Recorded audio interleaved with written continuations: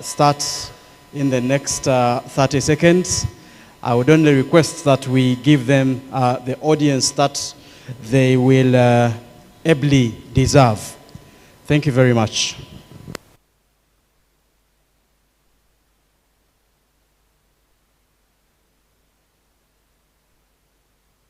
Okay.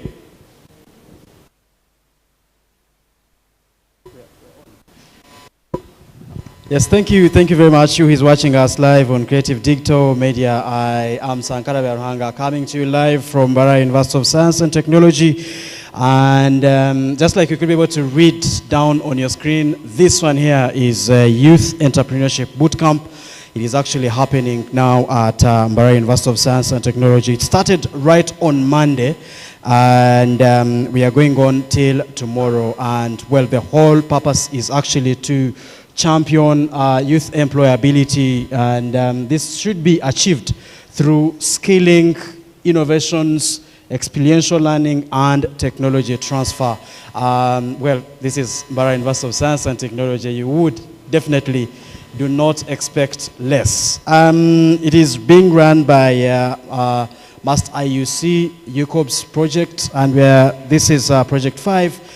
Where exactly we are looking at youth employability. We should definitely not worry about the statistics. Oh yes, we should actually worry about them. Quite a number of young people getting on the job market every good year, but how many of those are able to get employment? And this project here is here to close that gap. We believe that through entrepreneurship, we could be able to create some more employment opportunities. Now, this morning, we are hosting a panel of young people that we believe have actually taken a step ahead to start some simple startups. Arrived, yes, 2 days ago back here in Uganda, and what took him to Morocco was nothing else but the startup that he runs. You're welcome, Devin. Thank you very much. We hope you will be able to share your story with these gallant young men and women. Also joining me on the panel is another self-made young woman, young lady here that is thriving in the baking sector, if that sector exists. But what the young lady does is actually not just bake cakes or make anything that is tasty. She considers food insecurity. Now, when you walk down into the central market here in Mbarara, you're going to find women as old as my mother's age suffering with fruits that actually go bad.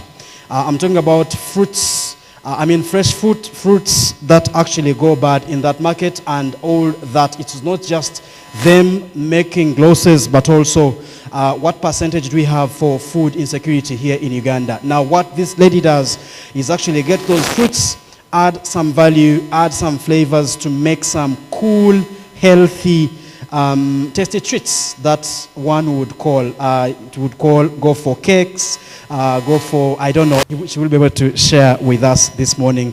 Join us to welcome the gallant Leven Nagawa Christine. Thank you. Thank you very much. Leven has equally traveled to recently pitched. He recently pitched in Kenya the same idea under the Academy for Women Entrepreneurs, the program sponsored by the American Embassy here in Uganda. And she has recently also landed the yearly Young Africa Leaders Initiative spot, where they will actually spend some 3 weeks in Nairobi. And that magic is nothing but entrepreneurship. What she does with the community is definitely what is opening those doors. Now, finally, joining our panel is another gallant woman, lady, young woman. She was in this program, the UCOBS Must Project 5 has had some moments to actually mentor her, and you won't be surprised what she actually does. Have you ever heard about men's lip balm? Now, I got myself one, and I use one, and trust me, things have actually been different. But what does it take to get to a branding just like this for a student at Mbarara University of Science and Technology? Definitely not in, her 30s. I'm talking about 20s, and this has actually gone miles. Join me to welcome our own Grace Nancha. Please, Alan. You're very, very much welcome. Thank you. She was in the same boot camp, the same way we are today, and she's here to tell us a success story from this. You're welcome. Thank you very, very much. Now, we are not going to waste any more time. We're going to dive into the discussion. Quite a brief one, but at least quite impressive. We're just going to say hi, but while you say that, please tell us who you are and what you're into, so that whoever is watching us and those in the audience can be able to understand what you are onto. Thank you very much. Yes, good morning. I'm Nancha Allen Grace Tavla. I do organic lip balm, as he said, allergy lips, that's the men's lip balm, and then the women's lip balm. Then I also make scented candles. Yeah.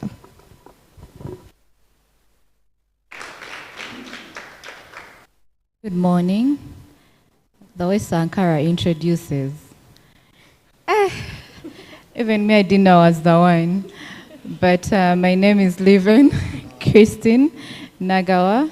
And like he said, I do anything tasty, but I add value to the fruits that you find on the market. I train as well in the communities. I do so many things. Yeah, let me just... Good morning, everyone.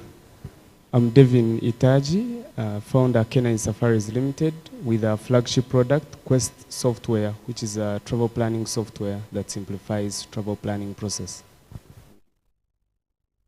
Thank you very much, and that's the panel. Quite impressive there. So we're going to be able to dive into this discussion. The audience before you is, comprised of young men and women that are looking forward to explore entrepreneurship, and we have convinced them that actually that is the way to go. I do not know whether it is the same case with you, but you'll be able to help paint the picture. Their worry, I think, quite most of them is about the starting. We've always heard it is actually not easy to start, and if we gave them a microphone to ask why they're not starting, they have quite a number of reasons, quite good reasons they have not actually started. We have those that have started but are actually facing it rough. What was your journey of starting? If you could be able to, summarize that in one minute, each one of us, how you definitely started to finally get on the market. Please, Grace. Good morning once again. Personally, I'm a student at MAST. I do pharmaceutical sciences, and I started allergy when I was in my first year. And that time whereby no one is literally believing, like your friends are like, man, you're stressing for nothing. These things don't work. People don't buy lip balm. But I was like, you know what? We are going to start. So I really just started with a few pieces. And it's beautiful how when you start, things just really agree with you and people just keep coming in. But once you really have the idea, no one literally cares whether you have the idea, whether it's nice, whether it's not. But if you really get like those 14 products, you start, things literally, they really work out. Yeah. It might not be easy, but they really do work out. Yeah, that's all I can say.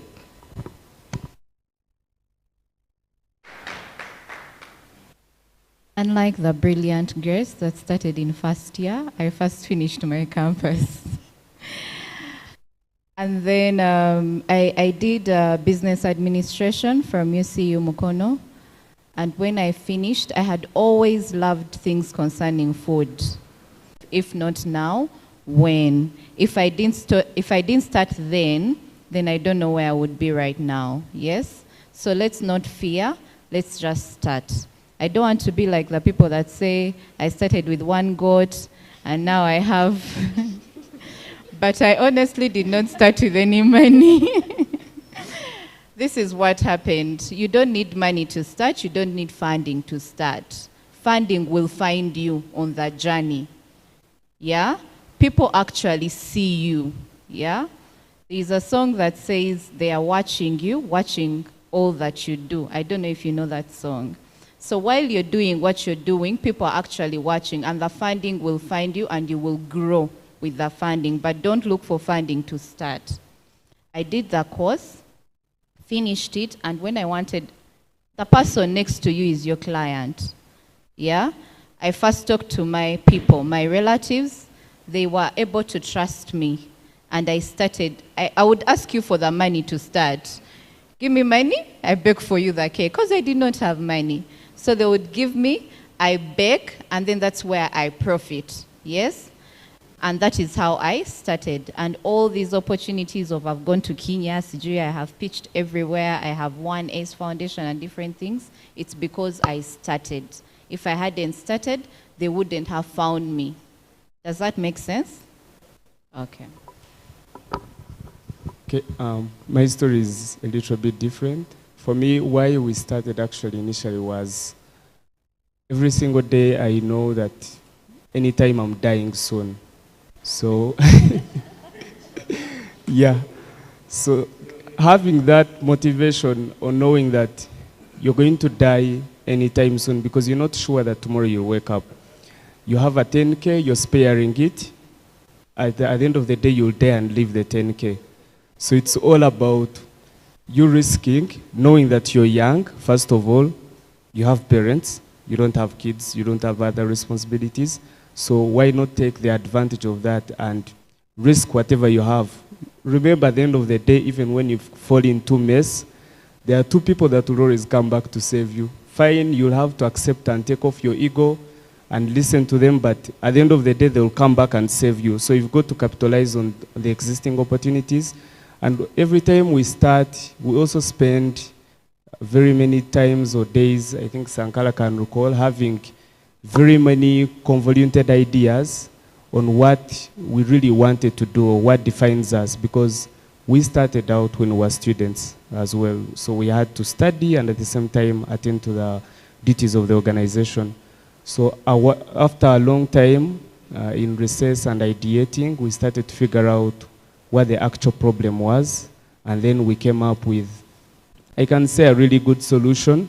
And in just a short time, like she said, when you start, things are going to find you on the way. You're not going to first sit down and wait to get these grants and all that. You just have to get your small money, put it in. As long as you stay there, then the grants will find you pushing your idea. That's all I can say. Okay, thank you.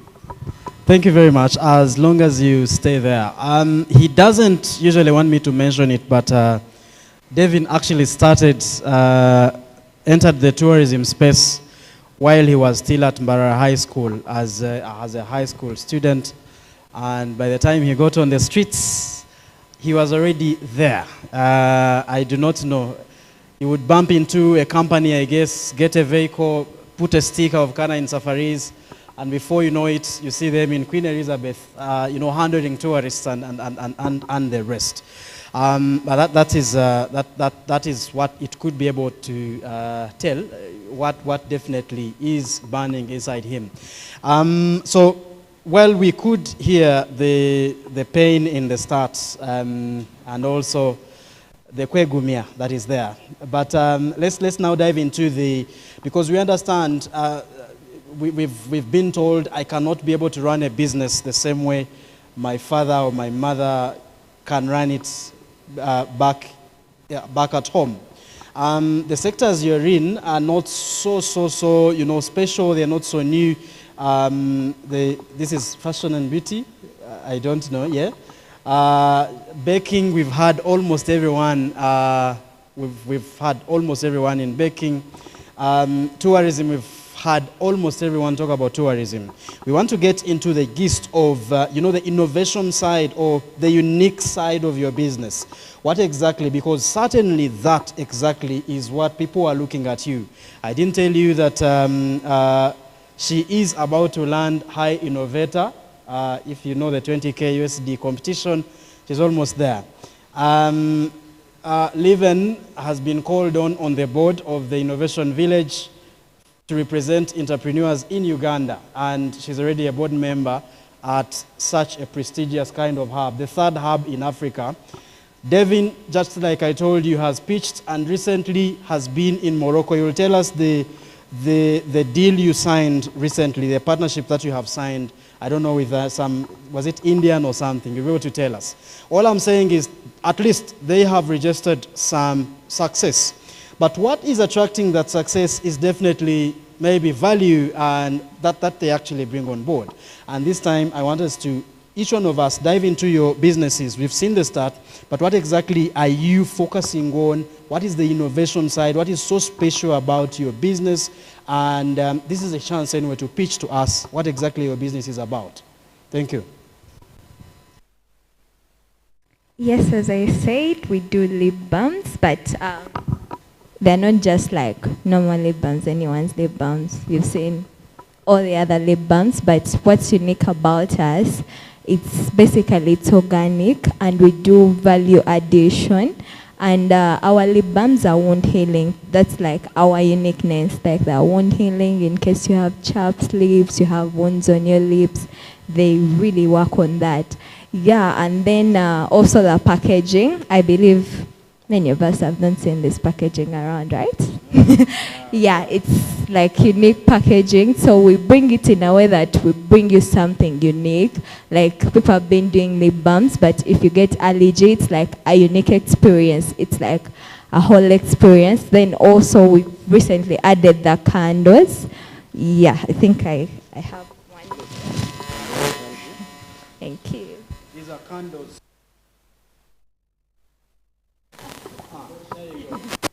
Yeah, so we also make that. I know many of us have not seen it in that shape. And what we add on the candles, they're mosquito repellent. Because like there are many candles out there, but we bring in that uniqueness in that even though you gift someone this, they'll be like, oh my God, where did you get this from?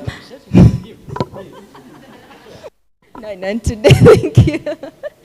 Yeah, so we just bring everything to be unique, because no matter what business you do, like the uniqueness always make it sound like people will be like, oh my God, these things are real.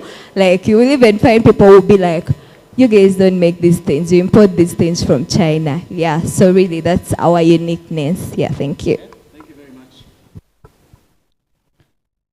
There are so many bakers everywhere.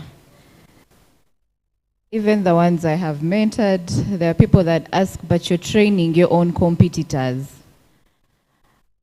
Because I'm always, even today, I'm going to be in Katojo in the afternoon training, and I'm training competitors. That is what they say.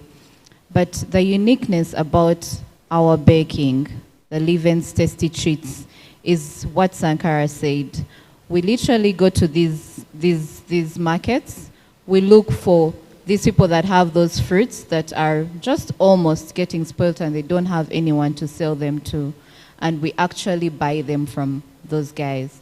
Now, when we buy them, we go and we turn them, we add value to them, and that is how we make the cakes. So our cakes are actually different. The second thing is, even our cakes can be eaten by diabetic people because we don't put a lot of sugar.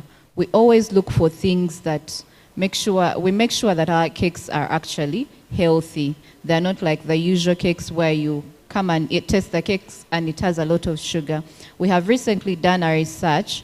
I had a client that is allergic to wheat.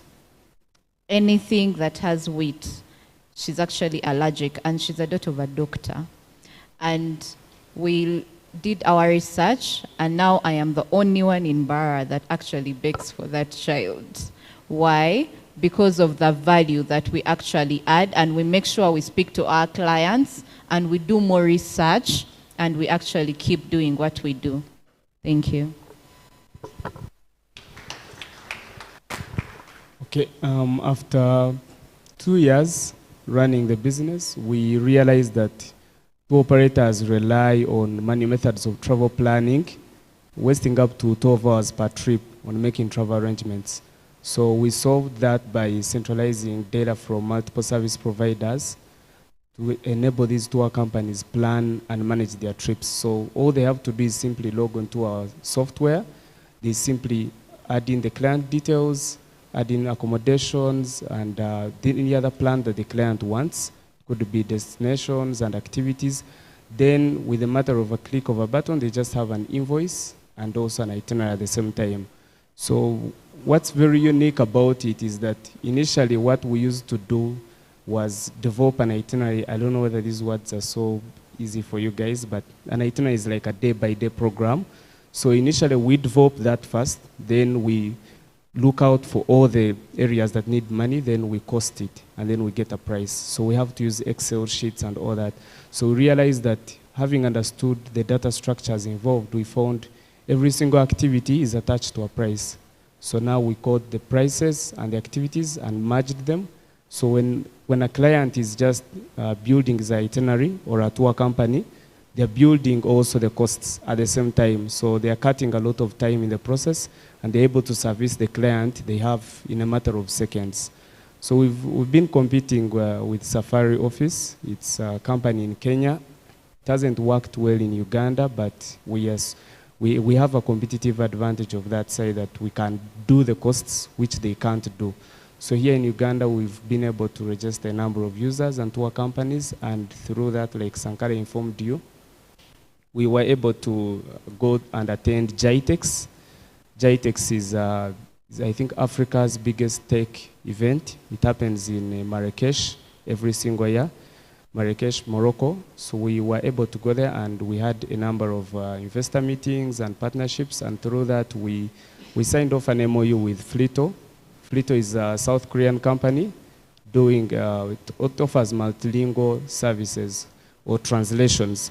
So part of what we want to do now is integrating an API into our system that's going to help these tour companies, because they deal a lot with clients who have different languages and cultures. So every single time they send out an itinerary or quotation, it should be able to automatically switch into the language of the other client without them struggling to read English all the time. The other thing is, part of that same agreement was to develop multilingual databases with here in Uganda for these tour guides. So we want tour guides, we're going to build for them an app that is just going to help them do real-time translation. Every single time they have clients in the field, they'll be able to translate with them in case they find themselves, they can't speak the same language. So that's what we do, and through that we secured, like again, Sankara informed you, a number of partnerships and funding that has been able to push this software ahead. But the funding did not come initially, so we invested part of our own revenue. Like I said, after 2 years of working, our own revenue is what we pushed into the software, and we've been developing, and developing is still in the process, but as we maintain our existing clients.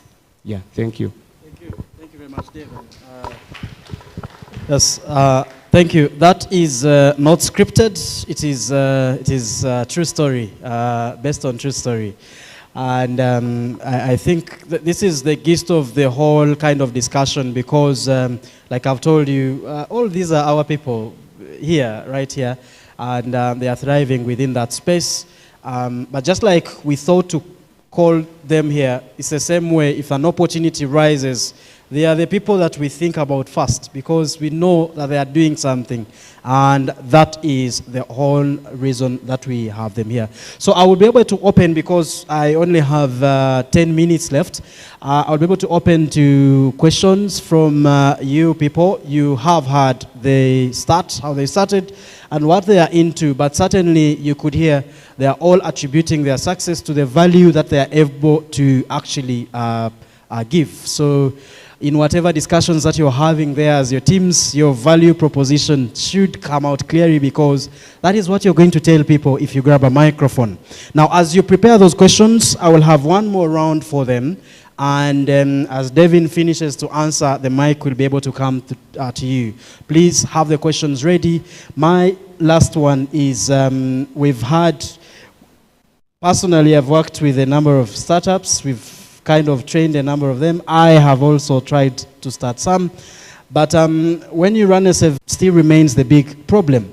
How did you actually make your first 5 sales? First 5 sales. Mm-hmm. Well, my first 5 sales, well, I remember, as I said in my year 1, I think we had holidays, like those 2 months holidays. So I would literally just try out things. I'm like, okay, let me try joining this and this and this. The formulation was not stable. Then the final time I made and things really worked out. I extracted some coconut oil, then added some wax and a few things, and then gave my sister, and she's like, oh my God, this is nice. So my first 5 sales, I think my first sale was like a friend who came, and I'm like, oh my God, I do this thing. I'm not really sure about whether that thing works, but in my heart of hearts, I'm like, okay, I'm going to sell this lip balm. So I sold to this person, and they're like, oh my God, I've been looking for this thing. And I'm like, okay, this is interesting. Then after selling that one, I posted on my status. And then friends started ordering. So basically, my first sales were like friends. Like on my status, I posted on IG. They're like, oh my God, this is nice. So that's how really Aliji started, yeah. And then sales kept on coming, and yeah, really, that's it. So far, in terms of this in supermarkets, for instance? Yeah, actually, in Bara, I think we are now in, let me see, we are now in 4 districts. Yeah, we are in Bara, Kampala, Ishaka, and then Gulu. And then you can also find it at First Core, and then Amazon Express at Amazon Building. Then a couple of cosmetic shops, and then makeup stores, yeah. Okay, thank you. First 5 sales. Relatives were my first people. I remember, how did I get my first wedding cake when I wasn't even confident enough? One thing you should all have is be passionate with what you do, but also have a heart that loves for other people. That is how I got my first wedding cake. Someone wanted to learn cakes. I did not have this thing of, I'm going to train a competitor.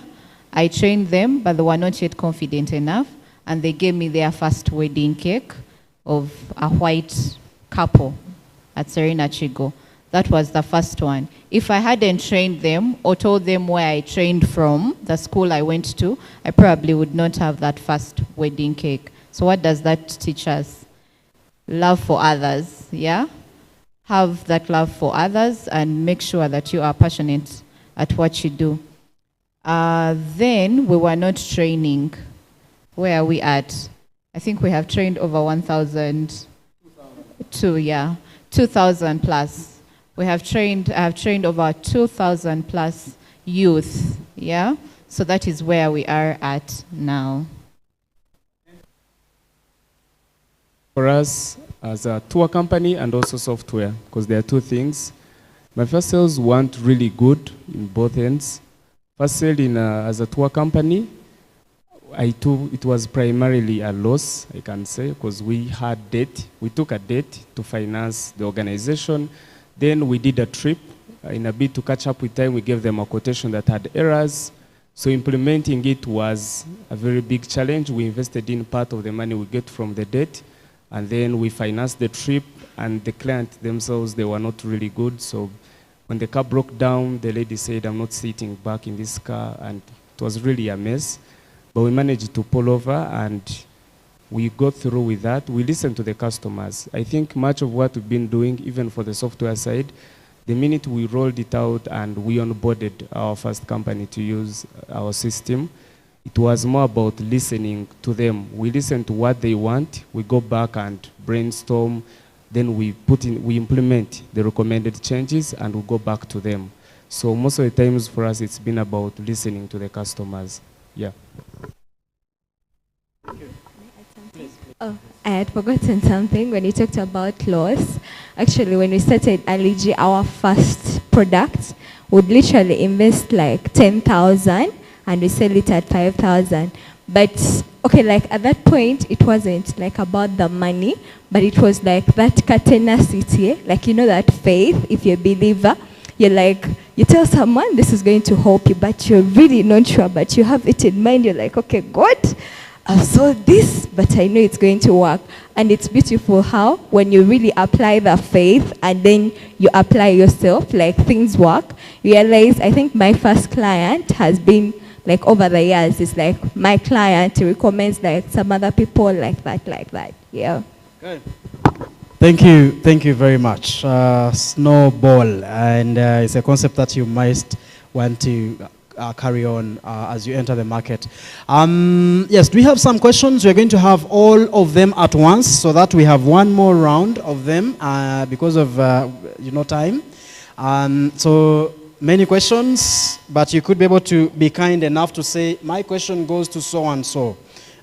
So that when that time comes to answer, we answer at once and we actually close for us to continue. We have one question coming in. Thank you.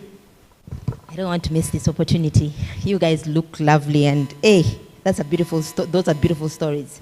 So just a comment for all to know. At the core of what they are saying, I hear a lot of research, and finding out things. Another thing I hear from David is the mess that you made in the first sale.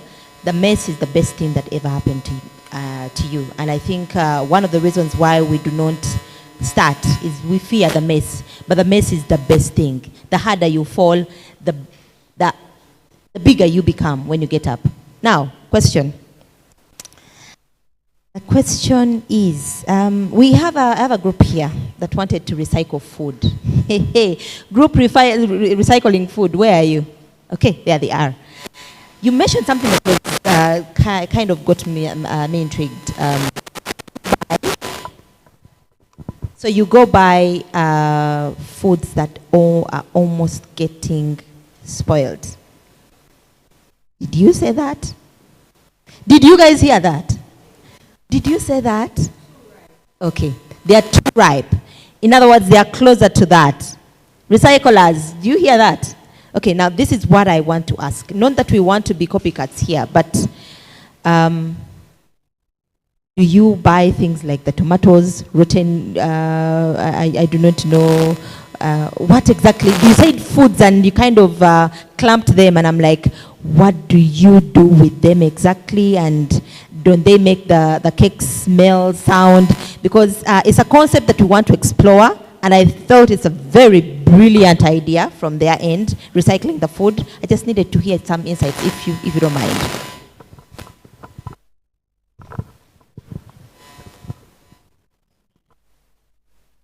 So we don't buy tomatoes that are spoiled. My name is Liven. Yes. So we buy very ripe bananas. You know those very ripe bananas, yeah? And then the mangoes, yes? And then the oranges. You know those oranges that are really ripe? That people, when they are coming to buy, they don't want to buy a too ripe banana. Not a spoiled banana, but too ripe. So you realize they've gone off what's that thing called? Yeah, they've gone off, like they're too ripe, so they've gone off, yeah? And you notice this old woman does not have anyone to buy them because they are too ripe. So that is what we get from these people, and the ripe oranges, and the ripe mangoes, and the ripe pineapples. That is how we get our pineapple cake, our banana cake, our orange cake. Yes, so that is what we do. But we do not buy spoiled. We do not buy rotten. Yeah. So in that, you're also giving these people a chance to actually sell these things. You're helping that old woman in the market. Actually have old women in the central market. When they see me, they are so excited. And I was just kidding. Yeah, so you're helping them as well. But yeah, you're adding value to their bananas and their oranges. The fruits, let me just put it like that, the fruits. Yeah. Do I answer your question? Thank you.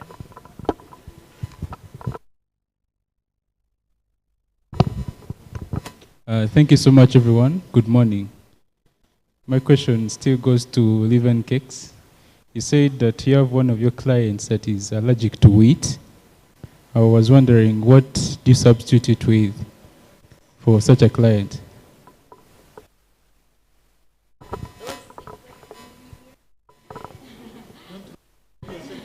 Don't worry. I have trained over 2,000 people. So this is what we do. We get non-gluten flour, and it's the one we use. And they are also banana flour. I don't know if you've heard of it. And that is now what we use. Yes, exactly. Yeah. So have I answered your question, Mr.? Bye.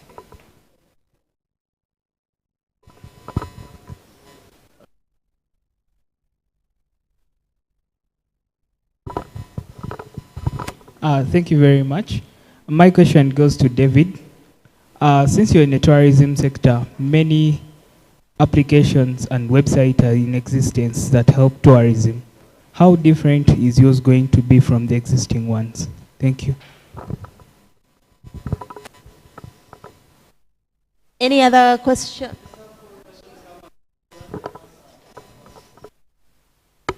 Thank you, the innovators and the panelists. Mine goes to you all. We've talked about the successes, how you started. I'd like you to pin out or point out those challenges that would affect these young innovators here. They have the ideas already, they are solving the problem, but what is happening out there? So kindly highlight for us the problems that those that wish to start may have. Thank you.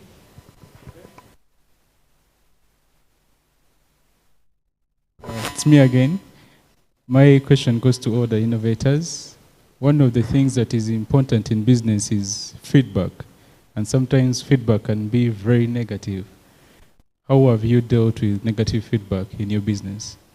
And how have you considered that, yes, this is negative, I should improve, and this is negative, I should ignore it? Yes.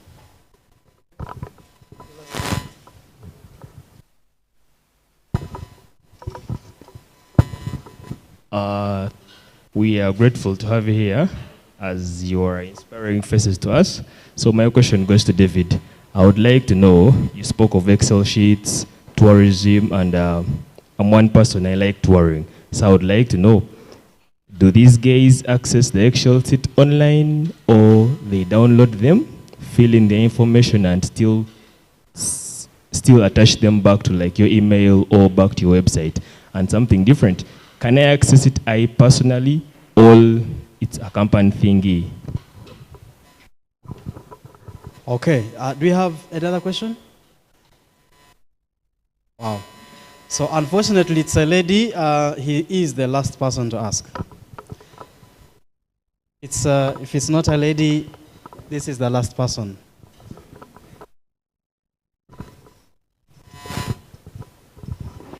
Good morning, everyone. My question goes to David still. You know, you talked about software and tourism. Now, in Uganda, tourism is still coming up, as a sector stuff.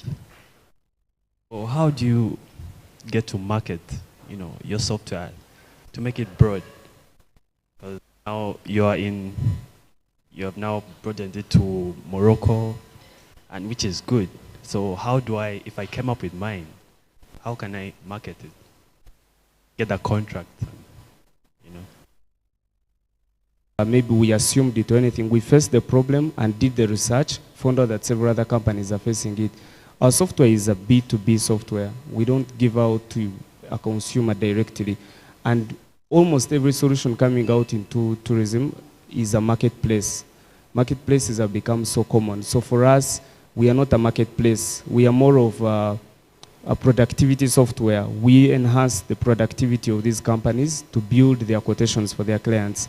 And then what we do, we integrate all the online marketplaces, most of them that exist, and then we facilitate, we have an API that just directly transmits everything that comes from the marketplaces onto our dashboard. So with a single dashboard, they control over 5 marketplaces. That's very much into the difference. And also, like I said, we allow simultaneous travel planning and also cost analysis, which has not been done anywhere else. Yeah. So the next question, to deal with exactly on the ones that were coming to me, how do these guys access Excel sheets online, or we integrate them? No, we don't use Excel sheets in our software. What we did, like I said, it was understanding the data structures involved. Every single activity is attached with a cost. Every destination has its own costs. So we got all those activities, integrated them with the costs as well, plus the activities, and then our software, the moment someone clicks an activity, then they are clicking a price attached to it. So the minute you say initially that you have 2 people going to maybe Lekimboro and you say they want to do maybe a nature walk or drive, the minute you click a nature walk, it's going to, our algorithm will quickly know that you selected 2 people.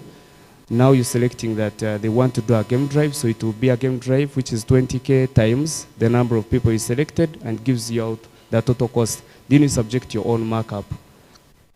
Then the other last question, I didn't really understand your question, but yeah, how do we get into the market? Is it what you asked? How do we get into the market, right?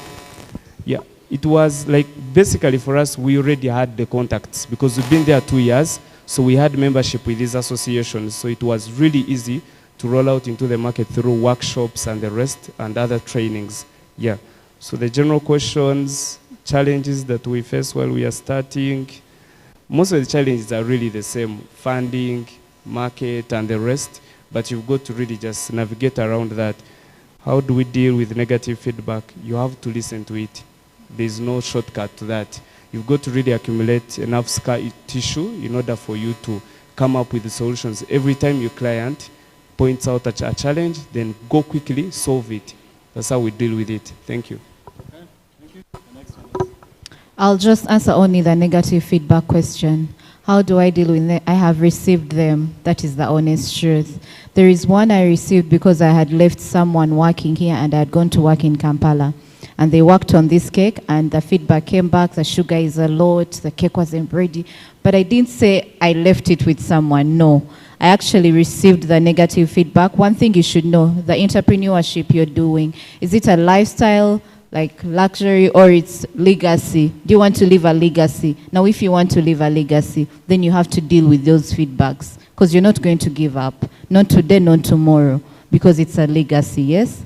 So I returned and then I told the person, I'll make it up to you, and trust me, I baked them a free cake. Yes, because I know that I have to keep this client, and right now that client can't go anywhere. After making them the free cake, I think they gave me like 5 orders in a week. Yeah, that is how much you have to actually take in this negative feedback, say sorry, and actually proceed. Does that make sense? So I'll answer the question of challenges. Okay, I believe us in the African setting, one of the biggest challenges we face is like the starting bit. I've talked to my friends and people really have ideas, but the starting. Like one thing I can tell you, you just really start. Because, okay, when you're to start, you really don't have to. There is the thinking bit, but me, what I do, I don't think about anything. I just go. Like, you know how you can't learn how to drive in the parking lot? So you just get up that idea, you try it out, get a client, and you just go, you figure out things on the way. And then also the challenges, because of course the entrepreneurship thing, if anyone ever told you that it's a smooth road, that's really a lie. You just have to believe in the power that started you at the very first beginning. Like the fact that you literally came up with that idea, I believe God gave you that idea. That means it can do really something. And then for the negative feedback, you know, we human beings, we really want to take offense in everything.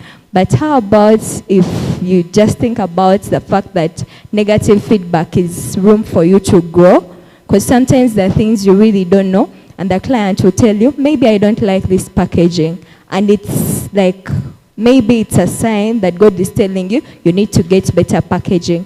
So it's more like you don't have to be rigid. You accept the negative feedback and use it as room for you to grow. Yeah. Thank you very much. If this was London, you guys should be clapping right now. But biblically, you remember the most coward gentleman that I read about was this gentleman. They told, please go to this land and bring these people to the promised land. And the gentleman says, hey God, I can't even speak. how can you actually send me to, lead and face this gentleman here? And what did God do, if you remember?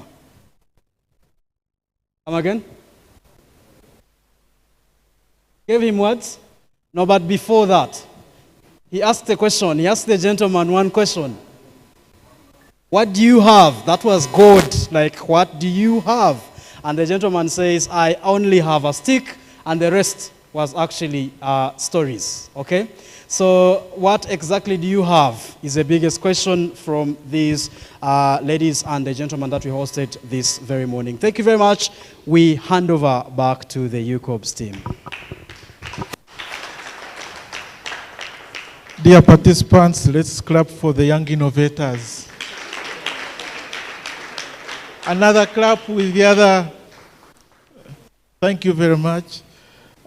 Also, please, let's clap for Creative Media, Sankara, who has moderated this session. This session is an innovation in our boot camps. And I got this idea initially from Sankara. I tried to internalize it, and really, it seems to be working. And I want to appeal to my colleagues, the mentors, that we carry on with this innovation in the subsequent boot camps. Remember, this boot camp is facilitated and funded by the Must IUC UCOBS project, and our emphasis is experiential learning. And I believe through these experiences of the young entrepreneurs, we have picked one or two messages. In our midst, we also have another entrepreneur who has weathered the storms over the years, has gone commercial, and has had a story of success to share with us. I want you to join hands, and also we all together invite Mr. Silva Tumwesige, the proprietor of Red Star Wines.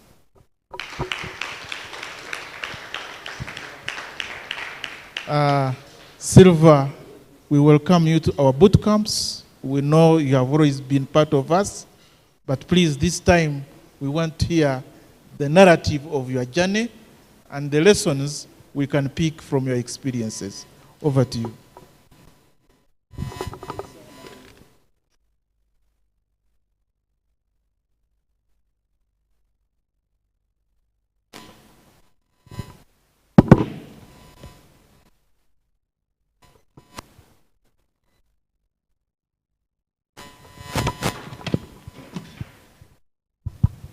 Good morning, everyone. I'm called Tumwesige Silva, the proprietor of Red Star Wines. The company is called Silgard Investments Limited. It was started by two people, Silva and Gad. So we brought in the issue of, we made it Silgard Investments Limited. What I'm going to talk about is not so unique. It is a normal story, and you shouldn't expect a story like the Vitature story, the story like the rich men of Europe. But it is for this person who is just within you and which you can do within a very few months or years to come. Red Star Wine is this company produces wines from bananas, hibiscus, and grapes. We have different types. There's what we call Red Star Branded, which is mixed, and then Red Star Grape Pure. Then we have St. Peter's Altar Wine, those who have had it anywhere, and Enture Premium. Enture may easily be known by people from Kabale and the western part of the country, but those maybe from the central may not be knowing. But all this began when there was a problem. Like any other research,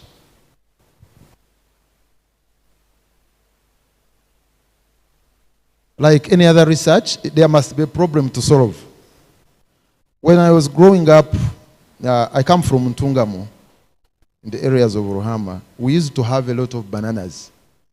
And where I studied from, we couldn't go for lunch You just needed to run, when it is lunchtime, you run the nearby plantation, you take the bananas, the yellow bananas, and you come back to class. We are not the class of the U types of those who went to nursery school. So from that time, it was like around P7, around when I was in A level, I remember my dad sold a full load of bananas, but he could not get my school fees.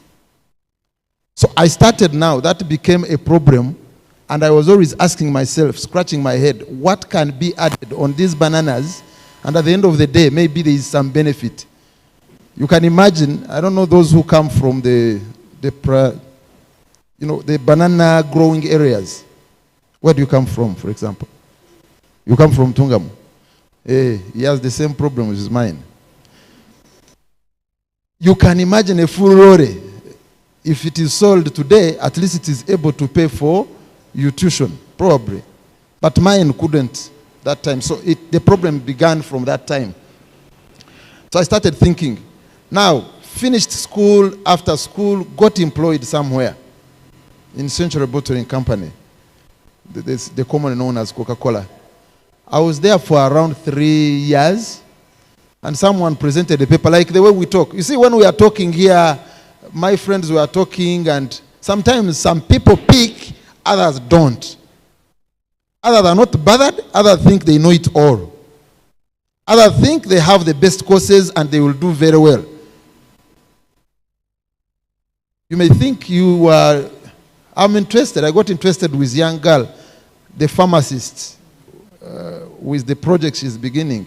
One may think, no, I'm a scientist, I'm marketable. At the end of the day, I don't need to be quoted. Someone he qualifies as a medical doctor or a pharmacist, can easily be employed by the government. But you'll find every person, this man is putting on this coat. How do you call it? That white coat is called what?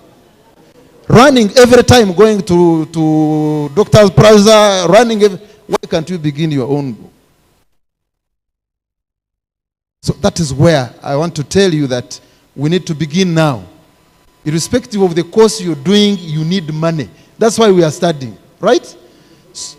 That is where we are. So from that time, they presented a paper in a meeting. Some people were on their phones, others were. I'm not saying you are on your phone and there is a problem, no. At the end of the day, I was very attentive, and this guy was from France and presented a paper that they make wine from bananas. But the bananas the guy was showing on the what were not like our bananas. But the element was bananas. So I picked from there. Now, after some time, now I started thinking, you mean these bananas of Ntungamo can be turned into something? And then I earn money. I started now thinking about my exit from that day. So I continued. After some time, I thought of quitting. I used to write to him. He would actually respond. But guess what? You see, sometimes skill is very important. I could not manage. He actually exchanged with me the mixtures. I couldn't do it. I tried it first time, the things could not come out. Second time, it failed. I said, what do I do? I had left my friend in Coca-Cola working. He was a chemist, working in Coke. I went to God. He's called God. I told him, you know what? There's something that I want us to do. He said, what about it? I told him the story. He said, but in Uganda, wine? It is just like it's about 10 years ago. Wine in Uganda? And where will you put it? He said, but we market it. I don't think, okay, I will come. He came, we again mixed, and things were a bit fair.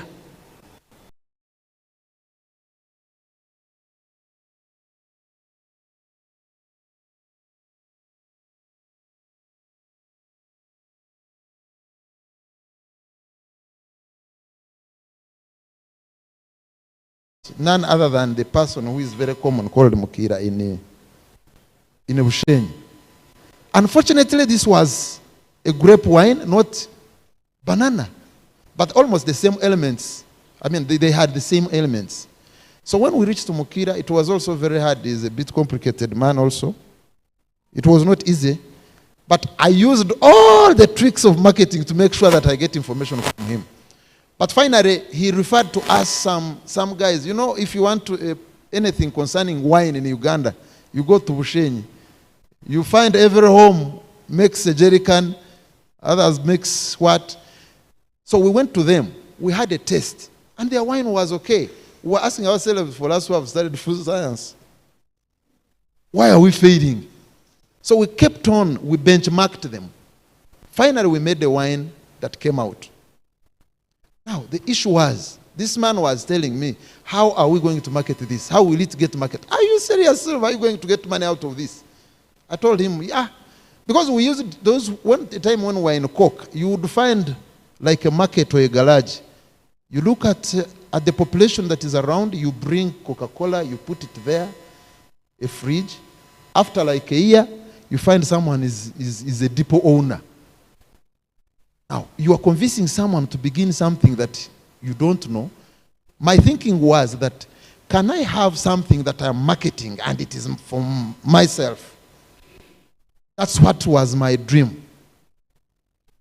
So I told him, don't worry, all will be well. Where did I start now? The marketing, wine is already there. Now, how do I penetrate the market? Like what that girl was, I think the pharmacist. I think we need to talk a lot. You have the thing, but you may find the issue of marketing is a problem. We can talk, we can add. I'm not saying only that girl, she's called who? Grace. I will bite my tongue if I want to annulate all that name. But because you have an uncle who gives you pocket money every time and again, you think you are special. You are forgetting this scratching person from Ruashamire, but he's with you in class. He's the person who is going to help you. I began with my friends to test on this wine, and they are the ones who first gave me money. My first bottle to sell was to sell it to my friend. He was just not buying it because he wanted the product, but he was doing it to favor me. Just, I think, that's what he told me later on. Now, I was thinking, how best can I get this out? I used two strategies. One, it was that there was this thing of the silent marketing. You know, I have my lecturer who taught me marketing. I studied it at a diploma, then came here. I'm an alumni of this place. Madame Sarah, Dr. Sal now. I was in her class, and him, the QM class. But most importantly, I was actually adding on the knowledge that I had. The silent marketing, the availability, getting products available. You may be having good quality products, but how will people know? The issue is availability. I used the supermarkets. I got some little money that I had, made some good product. I mean, some big number of many bottles. Test them in these supermarkets. I did not ask for any money. Because who is willing to invest his money in something he doesn't know that is going to move? So I kept quiet. And everybody was saying, this wine, from where? I could not put there made from Barara.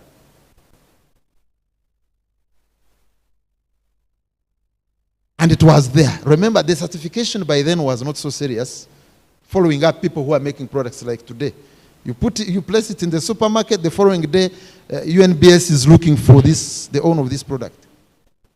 Now, I had to move. Now, people started picking it. I thought that was not enough.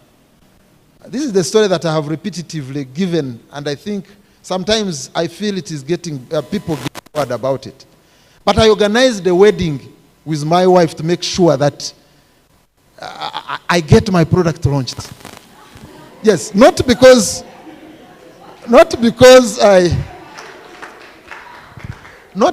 I did not love my wife, but the wedding to my wife was not yet. Because I had resigned my job, I did not have money. Now, I think people thought this man is mad. My friends started talking about me, said, you guy, They would come and tell me, Silva, you resigned recently. You are starting to discuss small project. Now you are getting all this money and put it in the wedding. I said, no, you know what? My family is demanding this so much, so I can't do otherwise. But it was on my heart. Not even did I tell my colleague whom I was working with the intention of getting wedded. Most of the staff from this place attended. Because remember, I had just finished here, and then my wife works around here. So I had to organize a bit and make sure. Then I told her, you know what? Let's organize for a wedding. I said, when did you think about this? I said, look, you know our parents have always demanded for this, so let's do it and finish. Kumbe, the target was to launch my product. I organized and made sure that at least within, by then we used not to give it a very long time. Within 6 months, I do what? I make sure that wine is ready. Wine was ready. We organized the wedding. And only red star was served on my wedding day. And everybody was saying, where did this man get money to serve only wines on the wedding day? Me, I was silent. People drank. They were so happy. Now, at the end of the day, you know, there is that system of saying, now the Mogoli is going to talk. Everybody has spoken, and the Mogoli is going to give a speech. Now I get invited by my best man. Then after that, the only thing was that, how was the party? It was fine. Oh, did you enjoy the wine? He said, yes. Oh, so I said, that is my own wine. It was all over. Everybody was excited about it. And from that point, it was, I still remember, do I even still remember the wedding day? But I remember it was 2012. After the wedding, it was, you cannot imagine the orders I received, including the staff from this place. By this, that was around, it was in July, I remember the month, but the date, don't ask me.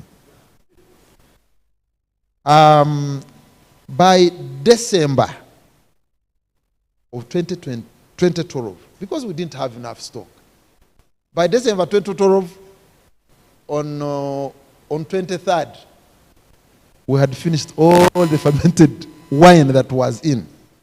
And what next? You know, wine is not like cakes, where you just go, get your what and make. We had now from that time to wait for other 6 months. But the little money that was saved from there was reinvested. In fact, I was branded a very bad man by my colleague and my wife from that time.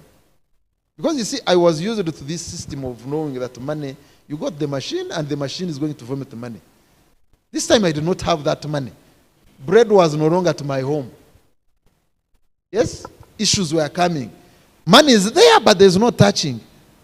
We had to put it back. So we grew from that time. Market was no longer a big problem. I'm not saying it's not a problem, don't quote me, but it was no longer a big problem because the market was actually bigger than what we were producing from that day. Now, we moved on, and here we are.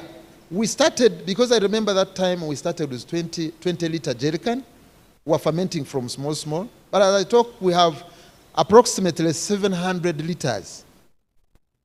700,000 liters in stock, whereby we actually sell in the whole country. And we do even export indirectly. Export indirectly, you know what I mean. But why am I saying all this? Is that every money can begin. Because you can imagine the bananas that were actually to produce the 20-liter jerrycan, how much was it? Don't think that it was this guy this guy had money from I did not have money. You know, when you have not when you have not started working, you may not easily know what comes to the salary. Someone tells you, I've saved on my salary, I've saved this and this money, he will be deceiving you. It is rare, especially when you have just started working. But what are these? You know you have ideas, but what are these ideas that actually would actually move you? The best business idea, Neha Murunyankore. The best business idea must be having that element of profitability. If you have an idea and you feel there is no profit making, you'd rather stop it, break it now. It is not a matter of saying you are a producer of jewelries and all of that, and then you are a producer of wines and you come here and make a presentation when you are not making money. Just stop, drop that idea. As well as yesterday. Another good idea, I believe, is supposed to be about the innovativeness. There must be some innovation in what you are doing, so that you think is a bit unique and cannot easily be. You need to protect your market so that it is not entered by every Dick and Harry. The uniqueness. There must be some uniqueness with then the issue. There must be an element of expansion. There are some businesses where you find that you have produced, you have made business, but you cannot expand. You will always be earning that money at that level. If I was comfortable and so that you make sure that your business can easily be expanded. You can imagine these guys who have shops where you stay in the Paso village, go to Lugazi, go to where someone is beginning a business. His business is expanding. Sometimes he shifts from that place and goes to town. Meaning that his business is, but if you are comfortable with the small business you are doing and you think that is not worth doing. I think another, you must be having a vision. Where are you going? If you don't have a vision and you have an idea, then you know you are doomed. Passion. You must have passion to do something. If I do not, I'm not a scientist myself. So if you have passion for something, definitely you'll get there. But if it is not there, then know that you have problem. Then sustainability. There must be some element of sustaining this business. If you know you're going to begin business and the following day, maybe it is out of fashion, be careful. You know, for like the lady who makes cakes, automatically know that cakes will always be taken all through. You know, with jewels, that what does she do? Lip balm. Madam Sarah will always need a lip balm, whether what or what. You lady, you have a unique business. You need to think about it and go away with your profession of getting money and all that. Yes. If you think you're a pharmacist, you are going to finish and then someone confuses you, we are taking you to Ministry of Health. Yes, let them take you there, but don't drop your product. It is very good. Now, I just wanted to bring in the issue, how do you sustain business? Just in some few minutes. Estimate that little money that you get, please, plow it back to your business. Minus that, you will get problems. A wise cat cannot eat. In our BBA class.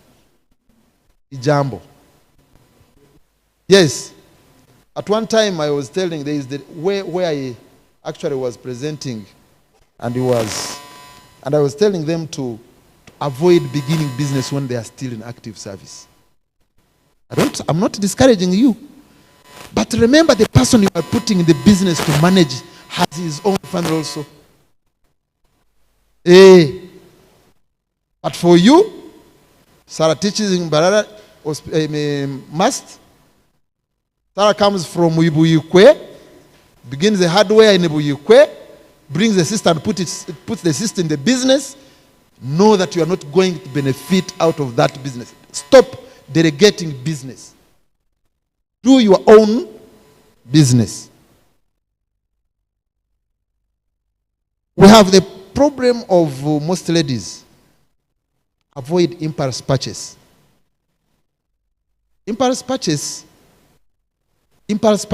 is, you see the way I actually put my wine in. Impulse purchase benefits the owners of the businesses.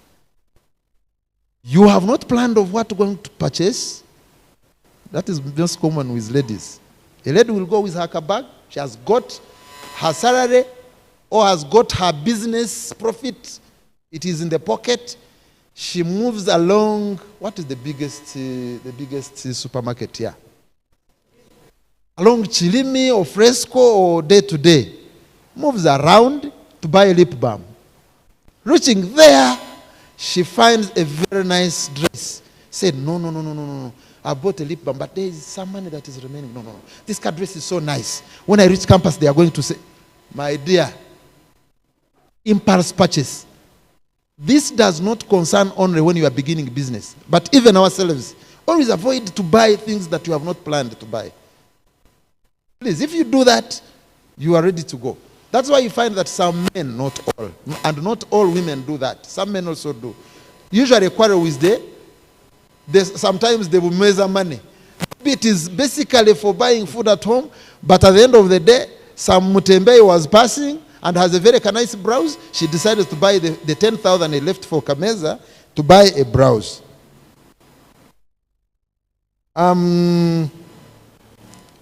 Starting business with loan. I heard about people, you know, when people are going to start business, they think there must be some people to give them money to begin. If Dr. Mana says your uncle, you feel, if I am to begin business, then I will talk to him. Start with what you have. I think with those many words, allow me to stop here and allow questions. Thank you so much for listening. Thank you, Silva, for the brief insights about entrepreneurship and the journey of successful ventures. Now it is time to allow for some questions. Let me start with the participant. Let me start. No. You know, I've had this story over 20 times, but every time Silva comes here, I want another question, another round. Now, I want you to, in 2 minutes, or maybe 3 minutes, to tell us about the altar wine. Because the reason I want this particular story is that, one, it is a niche, but two, it's facing a lot of competition with a lot of controversy.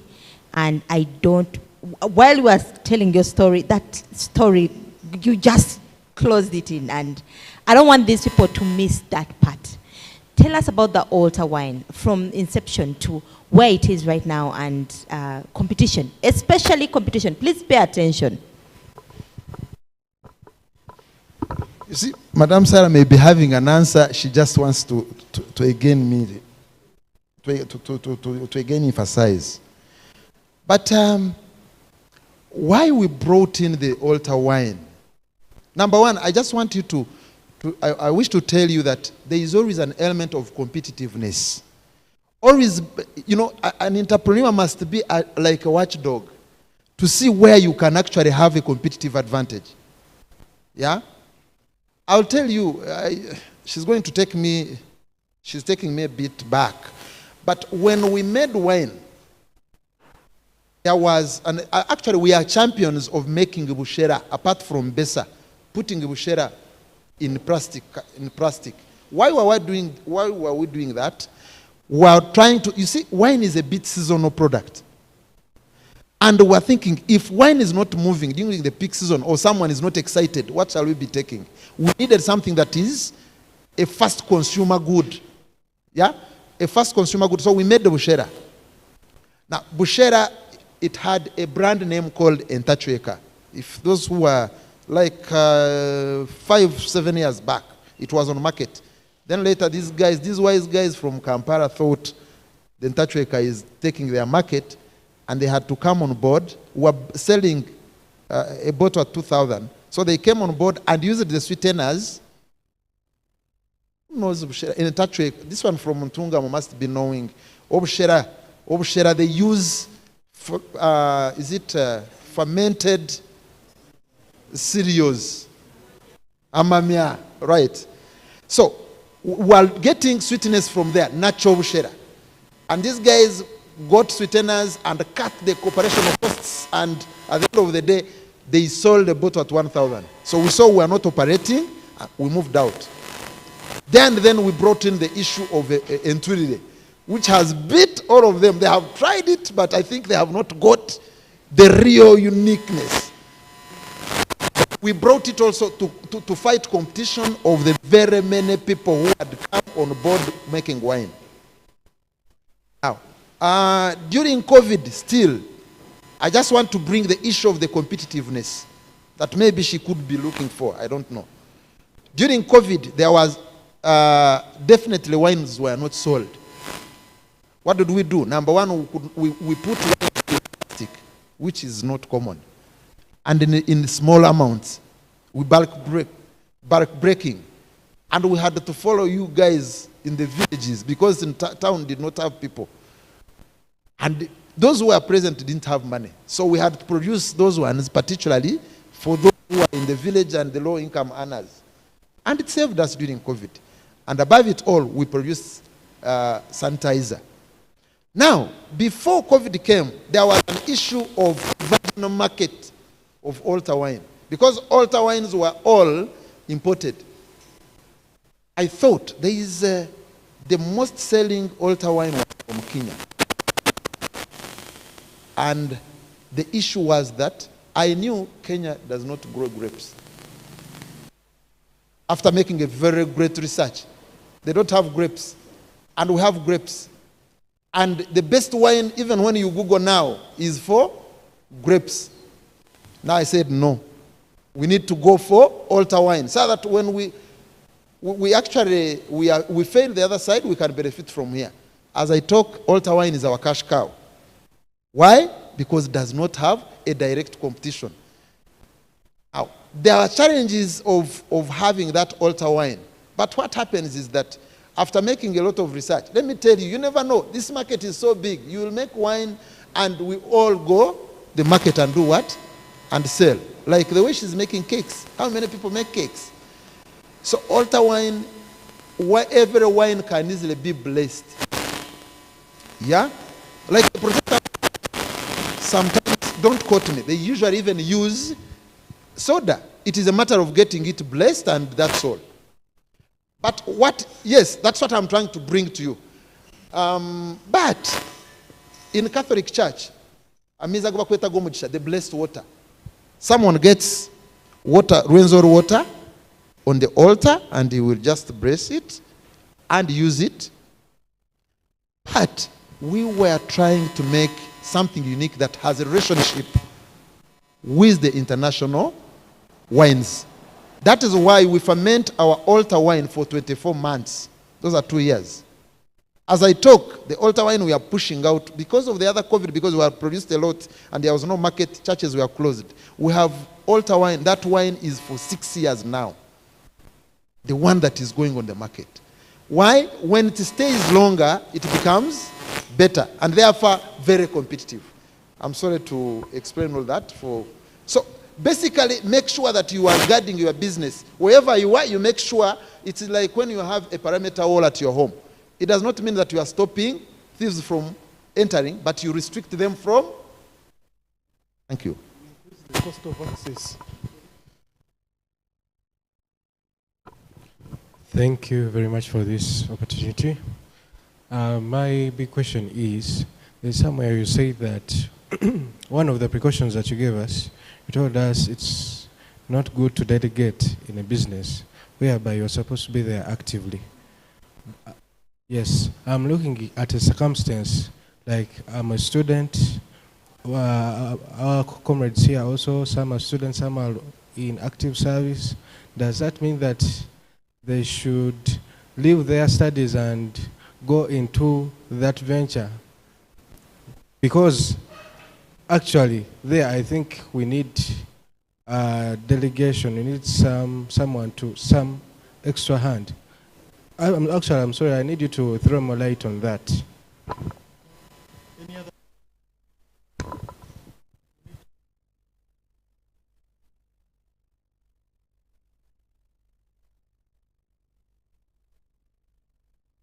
Yeah, what I meant if you want to do business very well, I think I need to emphasize, and you want better results. You see, there is where you find that he decides to put a depot in a Ruebe corner. And whenever he's going home, he passes Ruebe corner to supervise. My thinking has elements of supervision and getting close to your business. It's not completely that you, am I at the factory now? Tomorrow I'm traveling to Kigali for 4 days. Yeah? But the business will, what is very important are systems. But, like what I was saying, how do you think Sarah will be able to actually monitor her business in Obuyukwe when she's in Mbarara? I don't think it will be possible. If you actually can manage, if you have to go business, go business. If you have to go service, go service. But there are other businesses that one can do alongside. Like she's studying. She's studying at the same time doing business. So I'm not saying I'm discouraging her to leave school and go. But what I emphasize is that if it is your real business, like for example now, being in Red Star does not mean that I don't begin other businesses. But you need to be close to your business. That's what I meant. You must be close, and definitely if you are not close, know that the people you are delegating business also have their own what? Problems. Money, money, money, money. I think that was a good presentation from the director of Red Star Wines. He ends by noting that we need to build strong systems if we are going to have business success. It reminds me again of the story of creation in the Bible. God created systems. That's why we can breathe, it's a system. That's why we can eat, it's a system. That's why many things happen. Today, we have technology, and we need to leverage technology on building these systems for business survival and sustainability. You want to complement that? No, I'm not complimenting, but I forgot one thing. Definitely when I go without talking about and begging you and requesting you to be my customers, I'll have done myself a disservice. Guys, it's my humble request. I know some of you could be in need of the international wines and all that. But my humble request is that whenever you meet a Red Star bottle or brand, know you are taking a bottle for your brother. And you see, from today onwards, let's start having some elements of being jealousy. Whenever, be careful when you're going to actually buy anything, whether in a supermarket, whether in a duka in Kasinjenje, whether a duka in there's this Tasso village, or in your neighbor. Imagine you buying as a foreigner, and someone does not even matter whether you have given him money or not. But there should be some element these days of knowing. That's why Indians are now beating us. Where you are putting money, do you think there is anywhere you can easily meet this money? You understand? Yes, you may think you may not meet my money anywhere, but you can easily meet it here at Must, indirectly. Or you can easily meet my knowledge somehow, somewhere. There is some symbiotic attachment that we get when I come here and talk to you. I believe some may not have benefited, but majority of you could have benefited. If there is anybody who has benefited, please, whenever you see Red Star, see a brand of your brother. I thank you. So I want to invite one of the participants to pick the mic and pass a vote of thanks to all our entrepreneurs, the young and the old, because I'm beginning to believe that entrepreneurship is both a lifestyle, and as one of the young entrepreneurs observed, it's a legacy. So who is volunteering to pass a vote of thanks? Who is volunteering to pass a vote of thanks? Okay. So we also bless the breakfast, and then you are invited. Thank you so much. I thank everyone for attending this session. Before I move, actually, I would also give a tip. I've actually dealt with many entrepreneurs at high levels. One thing I also pass to the successful ones, there is some challenge that comes with growing up. Case in point, there was one started, grew up, things became very successful, but it came in that collaborations came in with bigger companies, and the products started getting too expensive that could not be afforded in the market in Uganda. It was a very big challenge, and actually it's a struggle still going on. But that was one of the challenges I saw somewhere where it's something an entrepreneur got to be very careful with. I thank all our, how do I call them, mentors, people we look up to, and successful entrepreneurs already. And I encourage everyone, do your best. And I know the market is too big, too big. I've actually entered the Ugandan market one way or the other. I assure you the market is big. Yeah, let me keep it at that. Thank you so much. We are honored to have you. When you see a brand you have seen here, take it as your own. Amen. You say amen. All right. Other than that, you gave me a task to bless the breakfast as well. I think let's humble ourselves and we pray. Lord God, we thank you for your provision. We thank you for the entrepreneurs you have given to show us what lies ahead of us. We are grateful for them. As we go to the next part, give us this bread and we eat. Bless it, for we pray in the name of Jesus Christ our Lord. So ladies and gentlemen, you're welcome to the breakfast. Dr. Sarah, lead the entrepreneurs, please, for the breakfast, then we shall follow. Entrepreneurs, please, you're welcome. Lead the way. It is your efforts that have brought you this far. Please, entrepreneurs, you're all welcome now.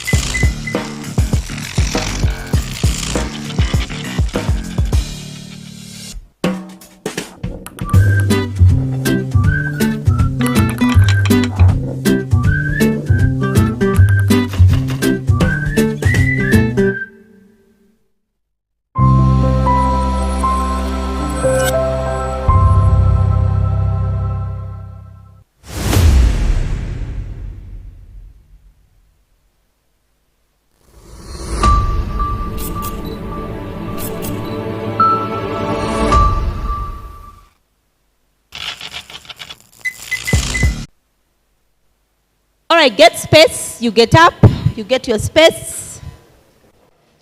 Get some good space. Get a partner.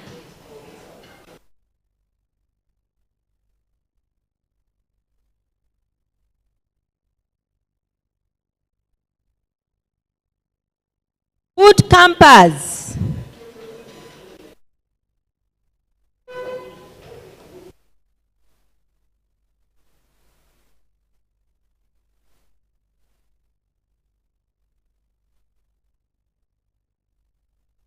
All right, guys, can you get up, please? Get up and get space. Get up and get your space. Stand in space. Get enough space.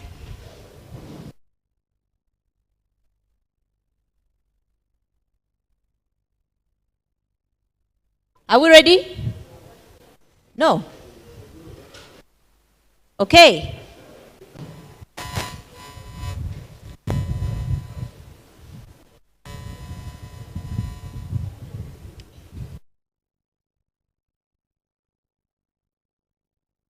All right, so we are this paper. We pretend we are this paper. Whatever the paper does, we do. Huh? Can we see the paper? Okay. This paper is going to fly. Make sure you fly with it. Are we ready to move? Okay.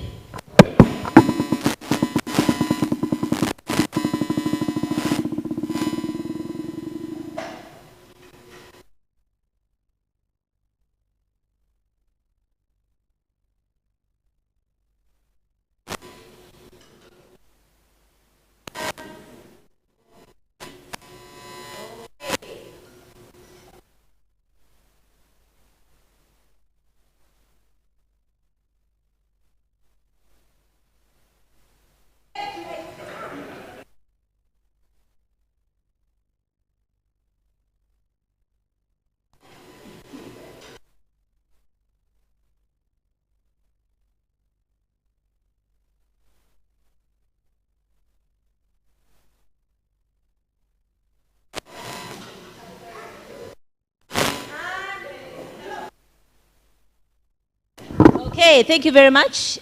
Joseph, you're up. You're the one singing right now. So I think we are going to get back into our groups because we want to finalize our problem statement.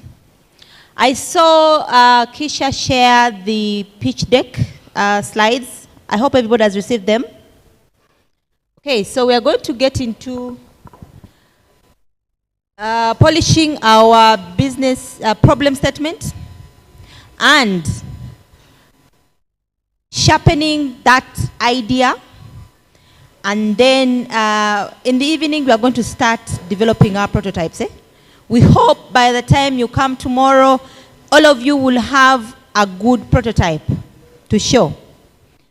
Okay?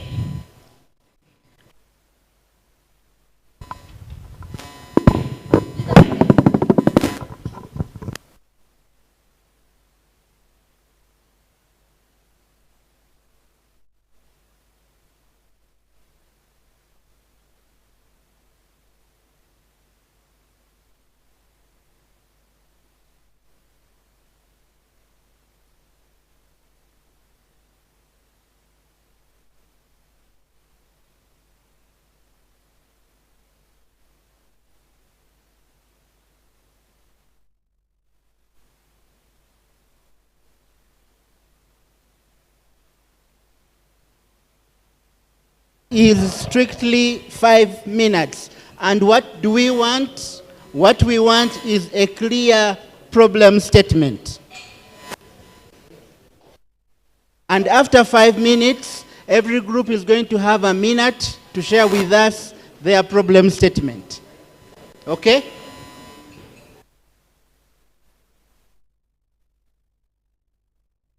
Let's roll, guys.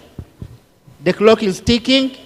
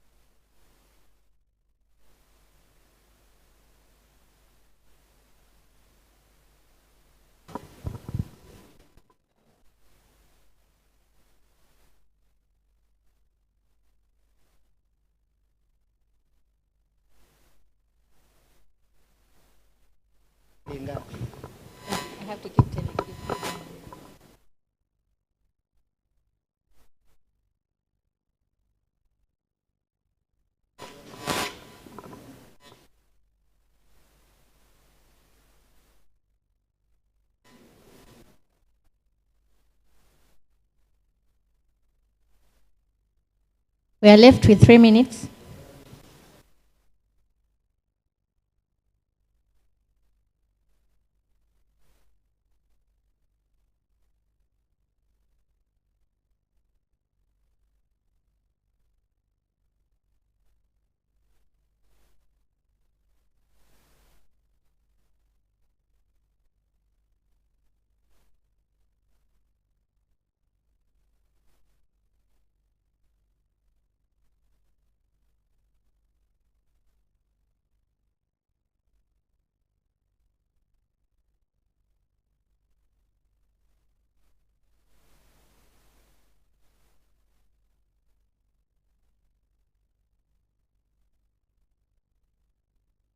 Two minutes.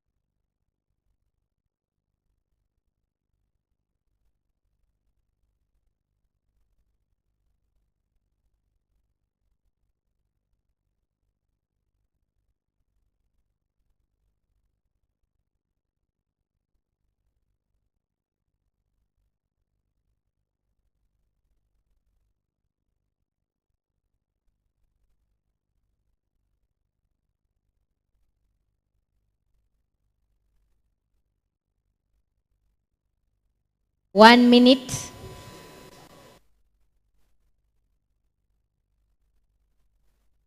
One minute.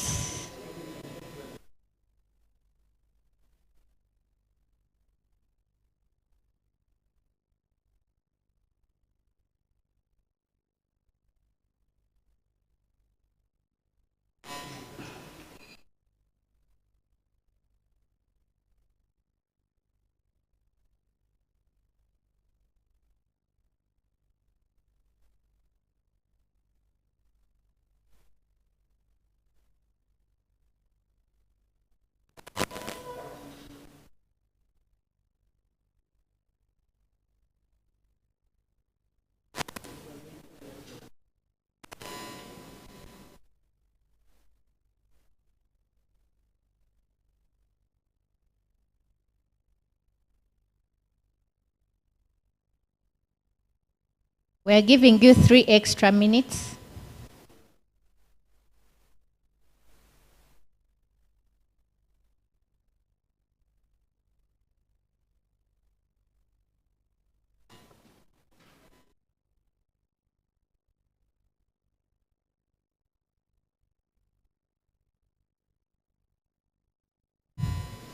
So it's 11:35, will be done by 11:38.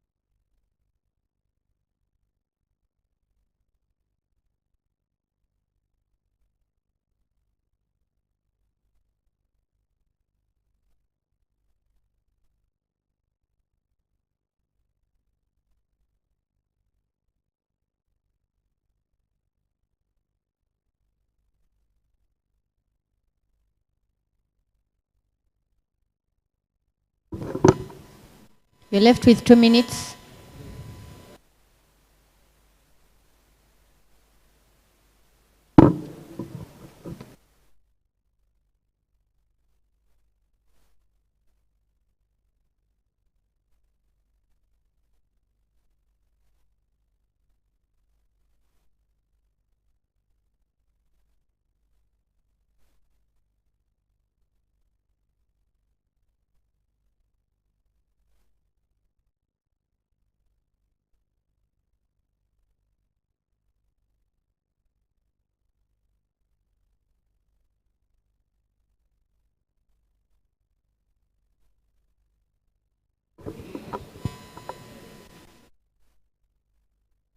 1 minute.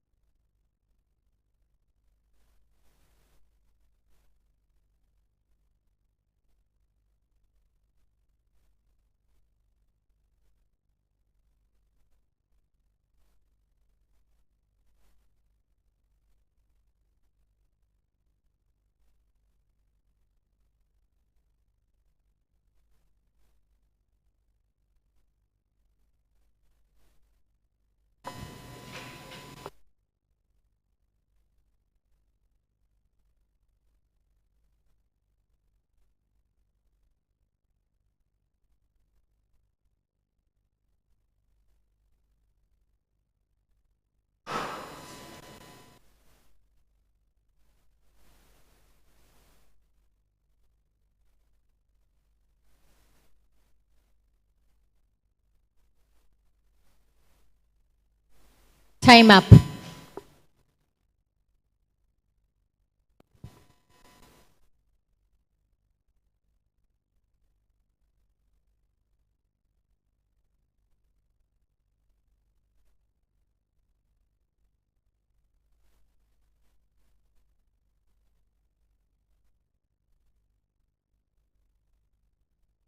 Which group is willing to start?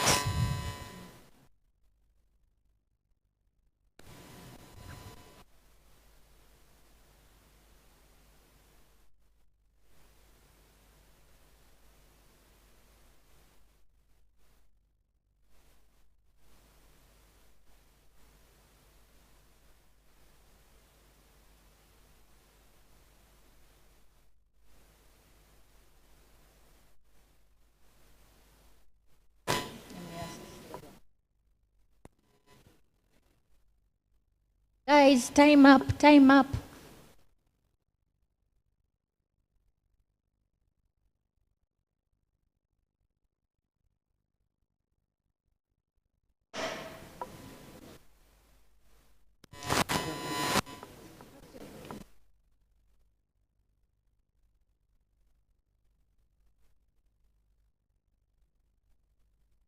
Guys, come up with your group names. Come up with a group name. We'll identify you with your group name.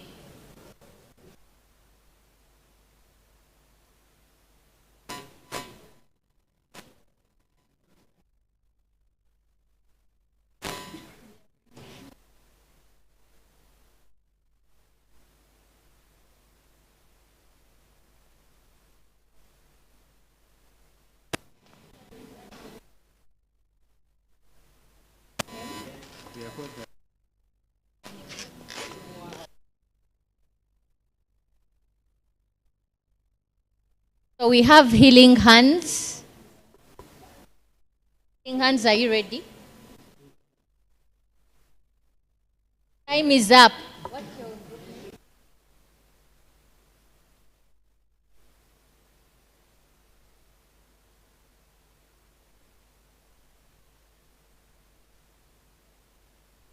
So healing hands, give us your problem statement.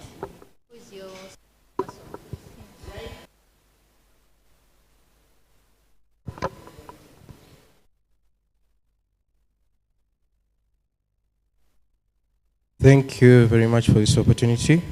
We are the Healing Hands, and I can't hear. You can't hear me?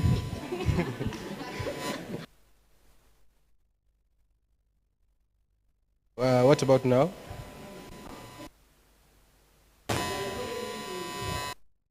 Hello? Yes. So we are the Healing Hands, and according to the brief survey that we made, we found out that in Barra City community, we have a significant prevalence of urinary tract infections, whereby the lab technicians that we talked to, they told us that on 100% of the tests carried out, a high proportion of tests are related to urinary tract infections, and they usually come out positive. And we inquired more on the pricing of the drugs. We found out that the drugs that are being sold, they are sold expensively and require a high amount of time to carry out the healing. And they told us that there is a problem of increased antimicrobial resistance. What is antimicrobial resistance? This means drugs becoming less effective in terms of treatment. So you might find someone takes a drug, but the drug doesn't execute the actual purpose. So, and also we found out that actually, due to that, there are some other effects that come after getting those infections. Like in future, we find out that the patients usually suffer from infertility. We found out that some patients get sexual dysfunction or impotence in men, and for the pregnant mothers, they usually infect the patient, their newborns, so we get congenital anomalies, meaning that the children going to be born, they are going to be having the disease, and also it's... Thank you.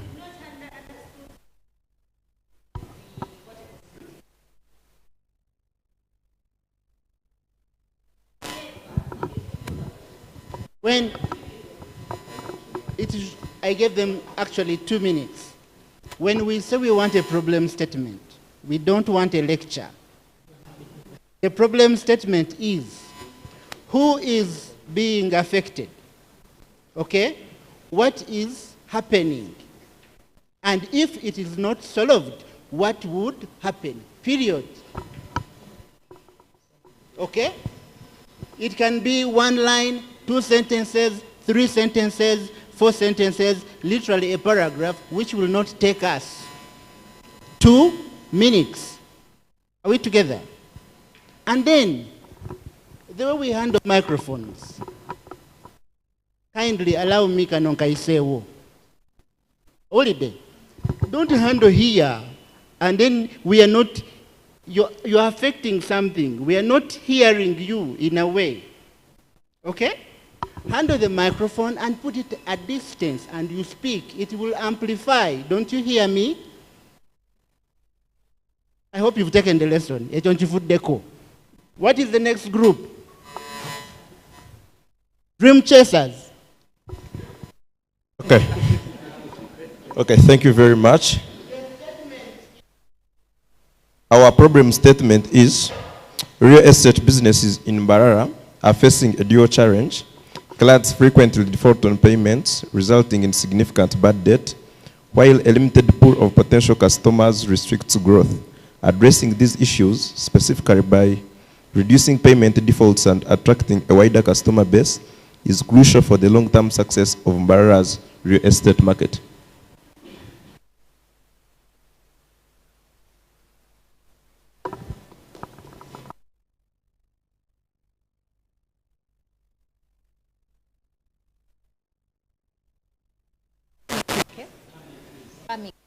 Next is Pami Quick.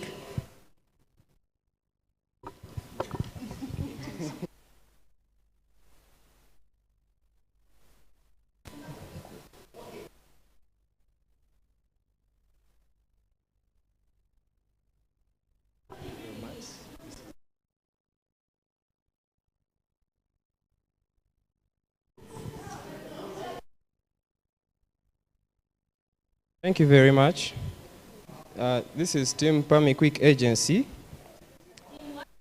Pami Quick. Pami Quick. And quick.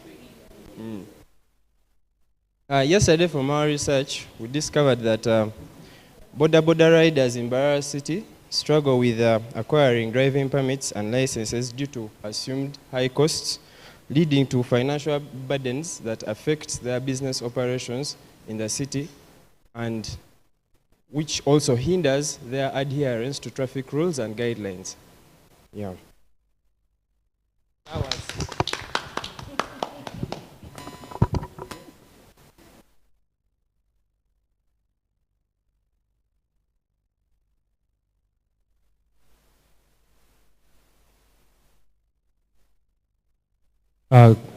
Good morning to you. Good morning to you all. I want to be brief. Our problem statement, in summary, is we found out that lecturers, educational institutions, and training institution workshops, they find the challenge of manual registration of their attendance to in a particular section like they are doing. So inaugural registration of attendance makes it difficult to make assessment based on attendance data. Basically, that's our problem statement. And we are supposed to be a team of 5, but our members are caught up in some other activities. Thank you.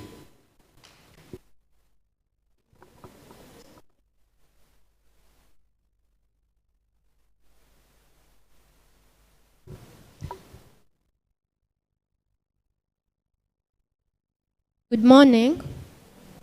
Our problem statement, okay, our group name is AgriCycle,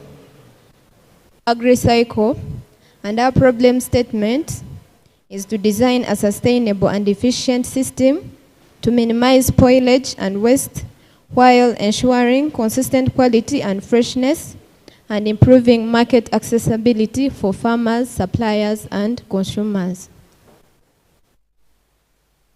Our problem was perishability of farm products, agriculture products.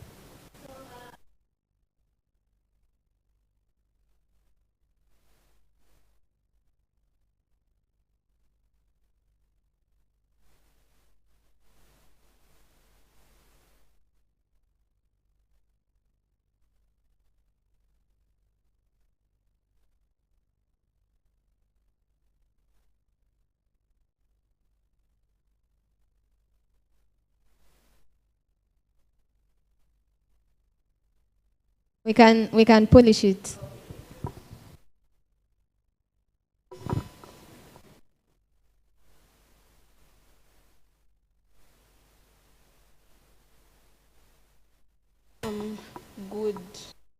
Good morning, everyone. We start with a group name. It's Catches Solutions. The hospitality and tourism business in Uganda primarily caters for the high-end clients and tourists, making it difficult for the local market to engage in such activities due to constraints in the affordability. This leads to decline in profits, especially during the off-seasons of these hospitality businesses, and affecting the growth of these businesses and sustainability of their expenses. And to address this issue, it's crucial to make hospitality and recreational services more accessible and affordable to the local market, especially during these low seasons, therefore attracting a broader customer range and enhancing their revenue systems, at the same time contributing to the economic development of people by creating jobs and keeping their jobs during even those seasons instead of losing them. And yeah, that's it.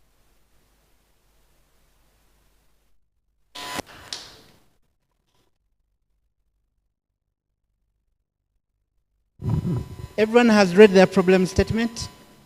Now, for those of you that are still having challenges, kindly work on it immediately. Now, for those of you that have moved on and we feel we can go with what you have, okay? Once again, get those sticker notes. Each one of you, think through think about the problem and suggest a solution for that problem. And where we have been, when you look at our flip charts, we want to decorate this room with solutions, okay? Yesterday, when we identified so many challenges, we went through a process and we brainstormed different ideas and we stuck them here. So today, for that particular problem that we have now identified out of the many problems, okay? Now, we are going to start the ideation process. The ideation process, it requires that you brainstorm, that you give different ideas that can solve that problem. And then let us choose the best that we go ahead with. Are we together?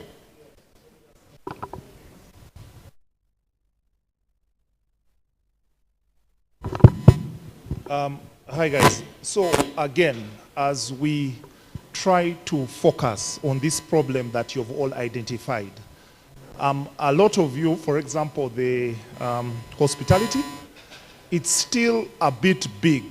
We need you to zero down and become more focused, right? When you're talking about your problem, you can summarize it in less than 20 seconds, okay? So don't say, because I see people talking about a lot, like a problem which has maybe like 5 components of a problem. No. We want you to become more focused. Zero down on something key that you feel you want to tackle, okay? So you can say it, you can just say it to us and we can understand it quickly. Do not overgo deep and start breaking it up into many other problems. Don't do that. We are now going down in saying, this is the focus of your problem. You can make it a statement. That makes sense? So that is when it becomes clear what you need to do, how you can solve that one issue. Huh? Any question? You've gotten, okay. So for us, the problem we are focusing on is urinary tract infections in Mbarara and antimicrobial resistance. Yes.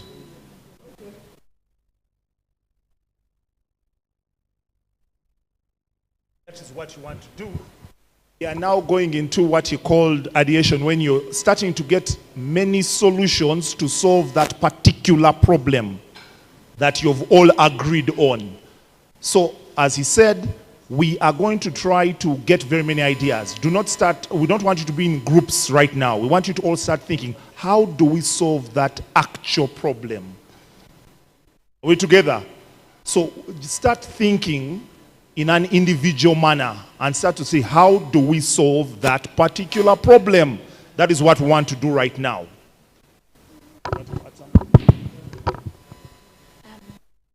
Thank you.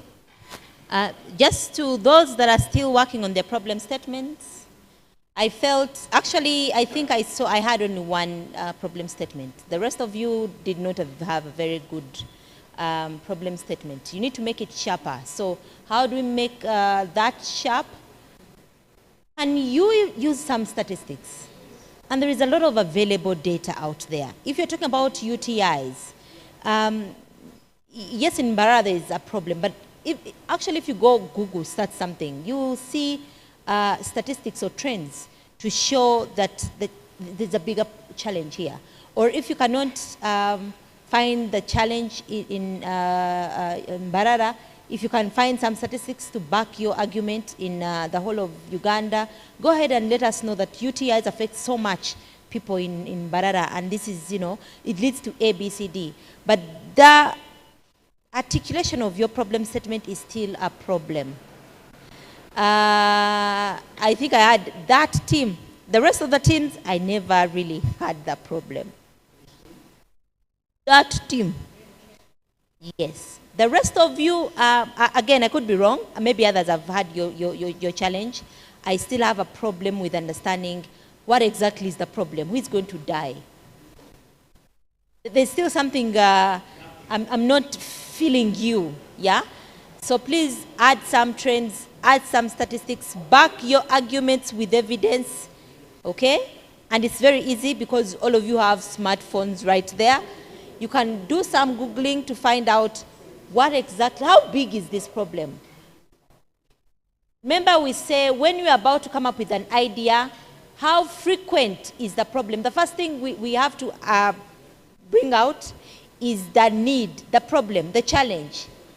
How big is it? How frequent is it? Who is affected? How bad is it?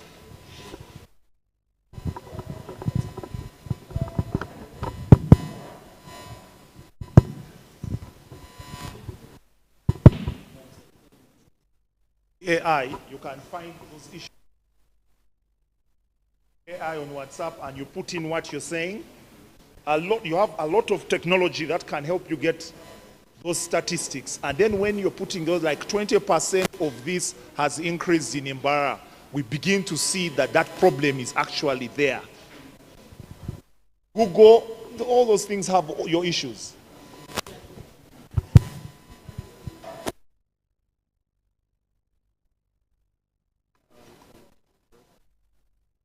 Huh?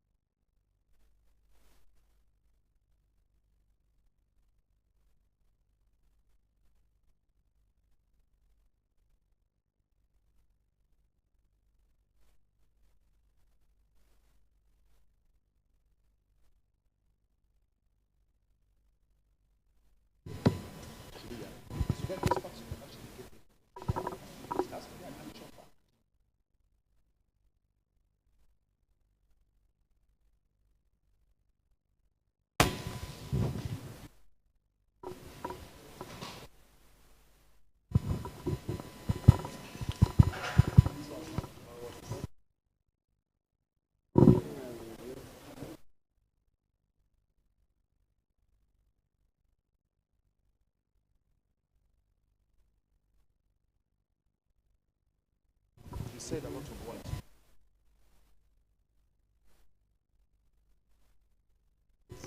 All those things you say.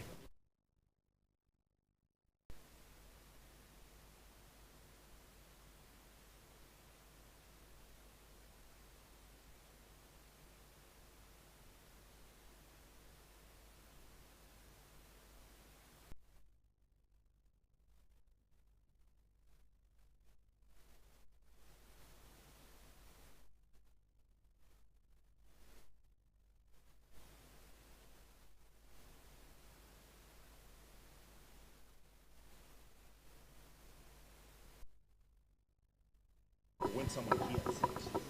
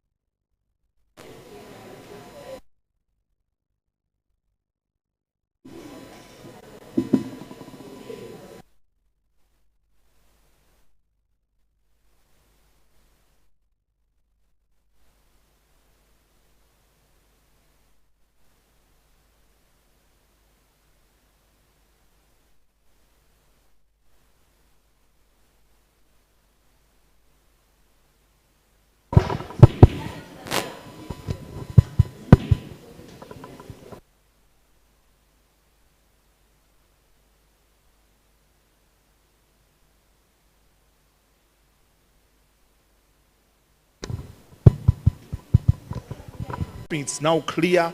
You now understand what you want to exactly do. So let's now, in the next because one gets so many solutions, okay? And then, as we move on, we shall do exactly one solution at the end of the day. But now, what we need to start doing is start thinking about solutions, okay? So, do you want them to do the sticky notes again? So we can do the same. We can do the same. That, guys, don't worry. Those problems are going to keep developing. Don't worry. You have the whole night to keep improving it. You're going to keep improving it, so don't worry. But now, since you all now know what problem you're looking at, we want solutions. We want solutions. So, guys, start thinking about the solutions for that particular problem. We can do the same thing. Get sticky notes. We write the solutions.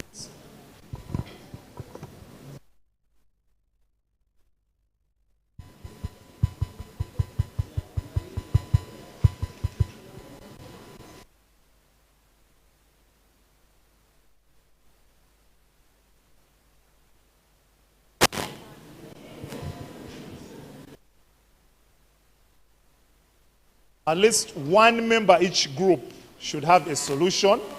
Then we are going to zero it down at the end of the day to one solution. But first of all, think about the solution yourselves alone. That's how we shall get very many solutions. Then we shall get one key solution.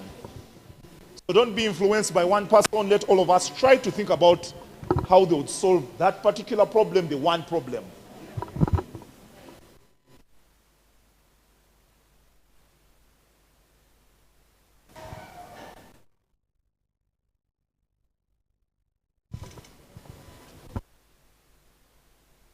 We are all solving one problem now.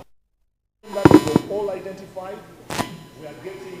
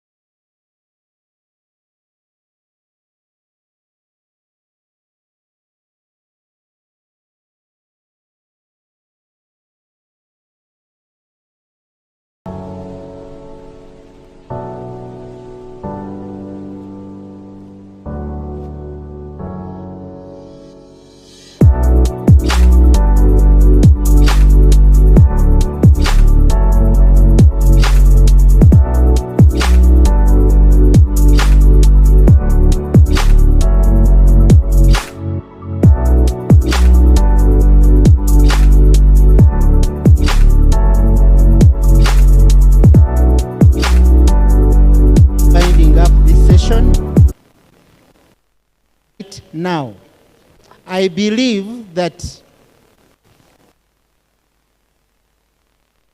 what you see other people doing right now is they are putting up the many solutions on their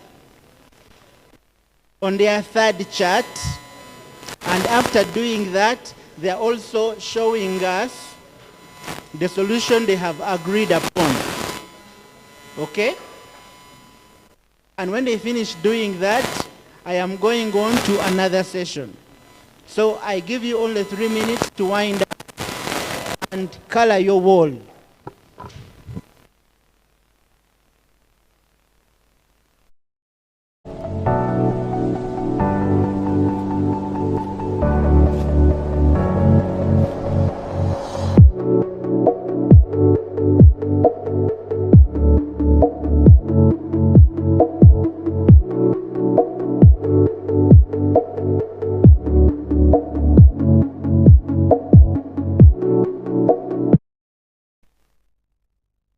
Remember when you look at the double diamond, I told you we start going divergent thinking, then convergent thinking, okay? Now we have been here. We have been here where you people have been suggesting the best solutions from individually, suggesting the best solutions that we can be able to use to solve the problems we had identified. One singer. So, now that you have gone through the process of identifying the various solutions, now we also went through the process of convergent thinking, where we agreed that now what we are going to do, we are going to take this solution. There are very many ways of agreeing to that process.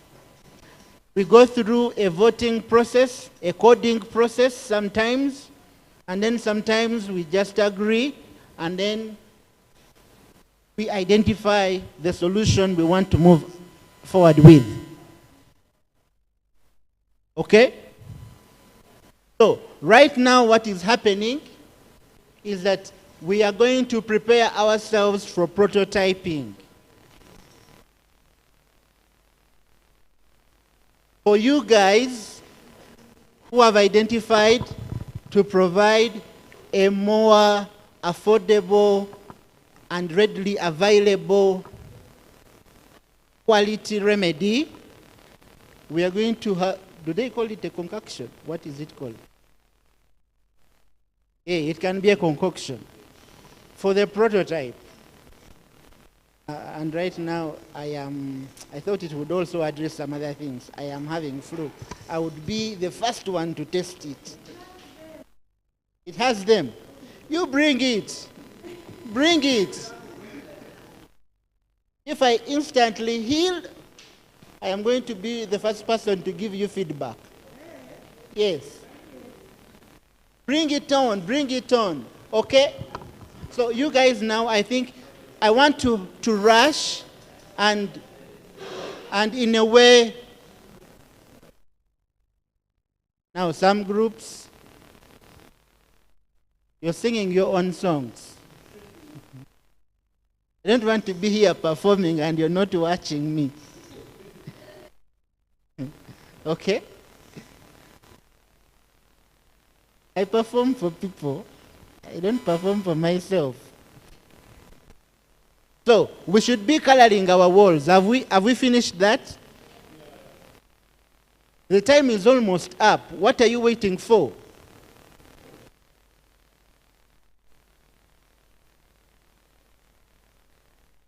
Hurry up, I'm giving you only 2 extra minutes and we are done with that.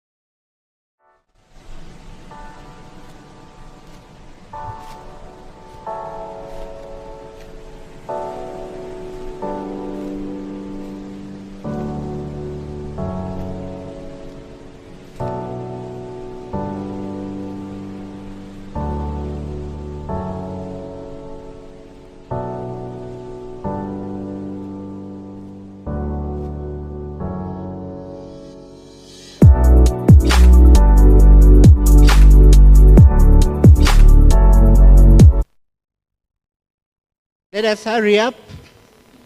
I want us to finish this before lunch and we start something else. We have done the bigger job already. We have identified one idea and we are going to base on that idea to fill the idea canvas. Okay.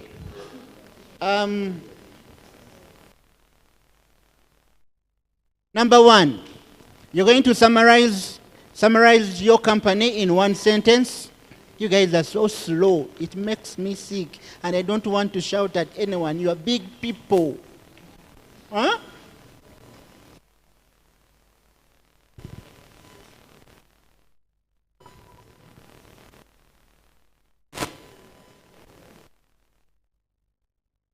Okay. On the idea canvas, we have a section for the customer segment. We have a section for the customer segment. Who are the customers we are targeting with our solution? Who are the customers we are targeting with our solution?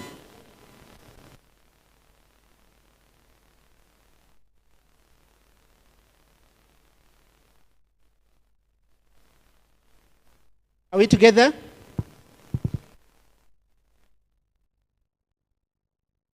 What are the problems of these customers? Let us feel, I know you guys do not have the summary of your companies already, so skip that and let us go to number one directly. You should be filling in right there.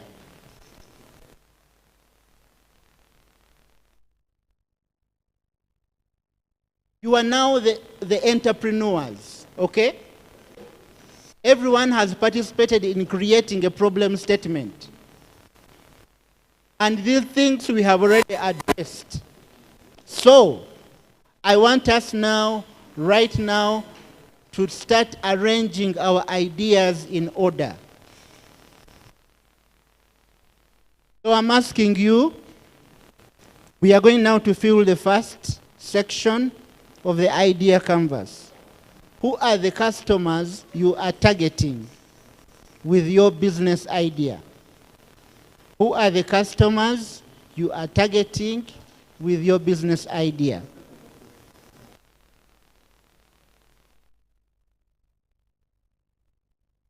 I believe that you have already finished. I believe you have already finished filling that.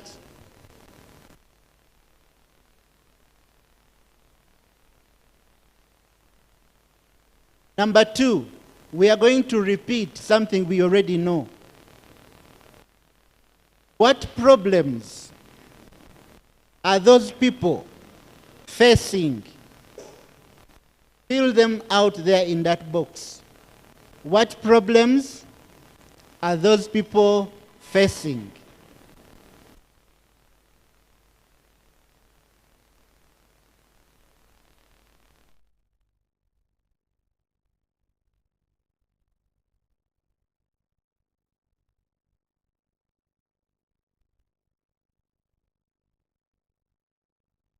Then you might also choose to indicate as an extra relevant insight by showing us the urgency and frequency.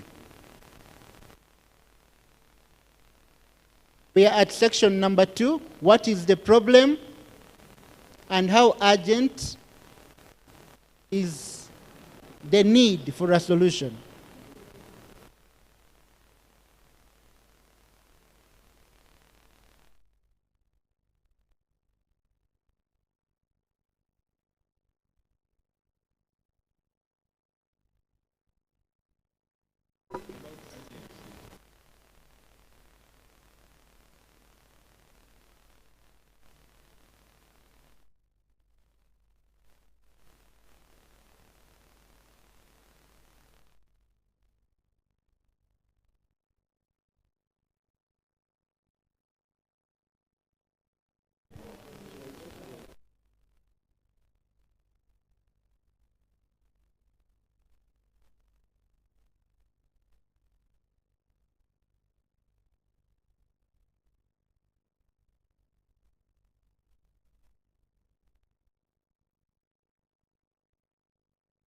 I am pushing us to move to section number 3. Section number 3.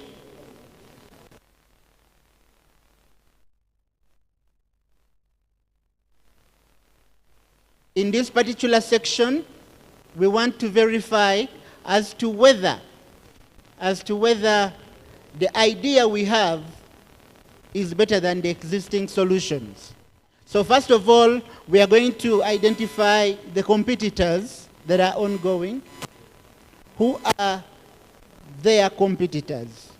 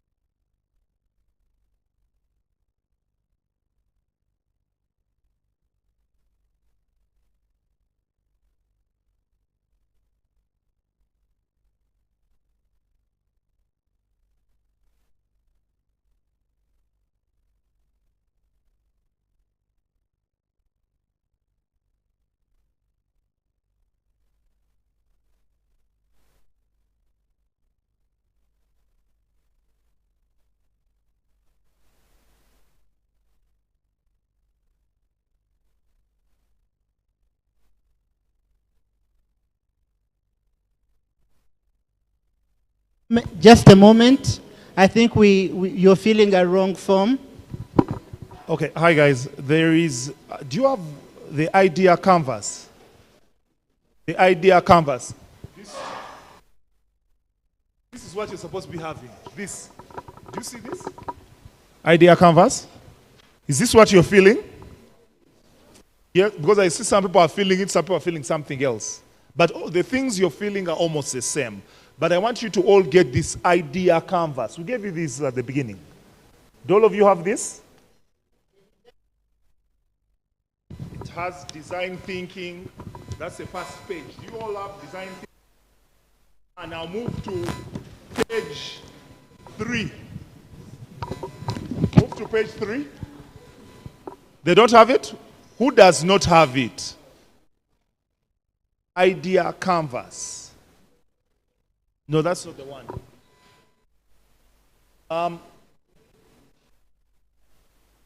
Kesha, can we have this? Do we have this or they are finished?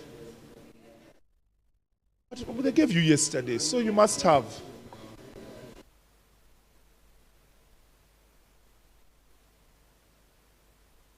Every group got? The one which has design thinking. Design thinking. They took it back. I hear you took it back. Because this is what we are feeling right now, and it seems like some people are feeling it. If you have to, please, can you... Oh, here?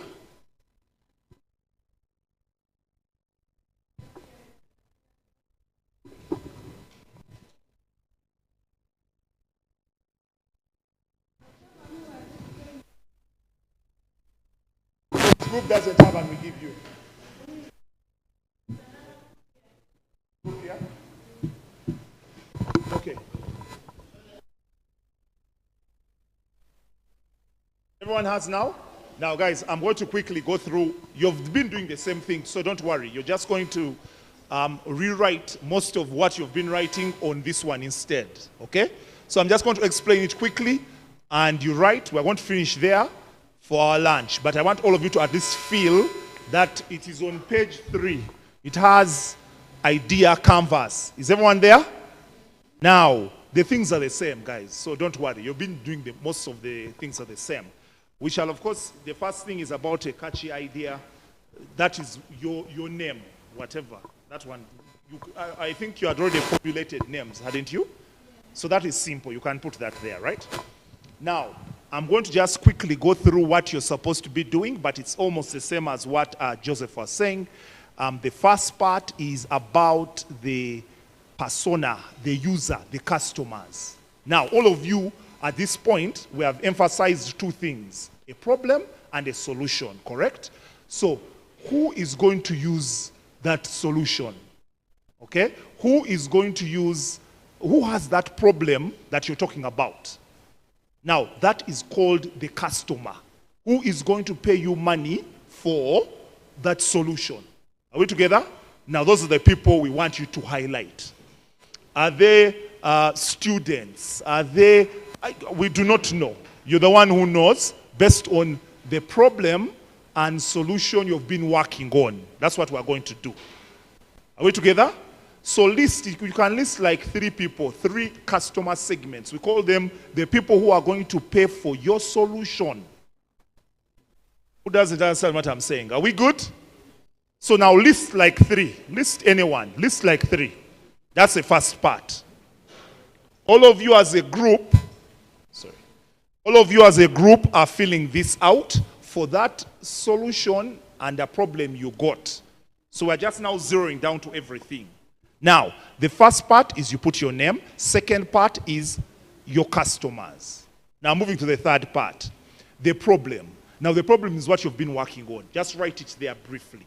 That problem that all of you agreed on. Just write it there briefly.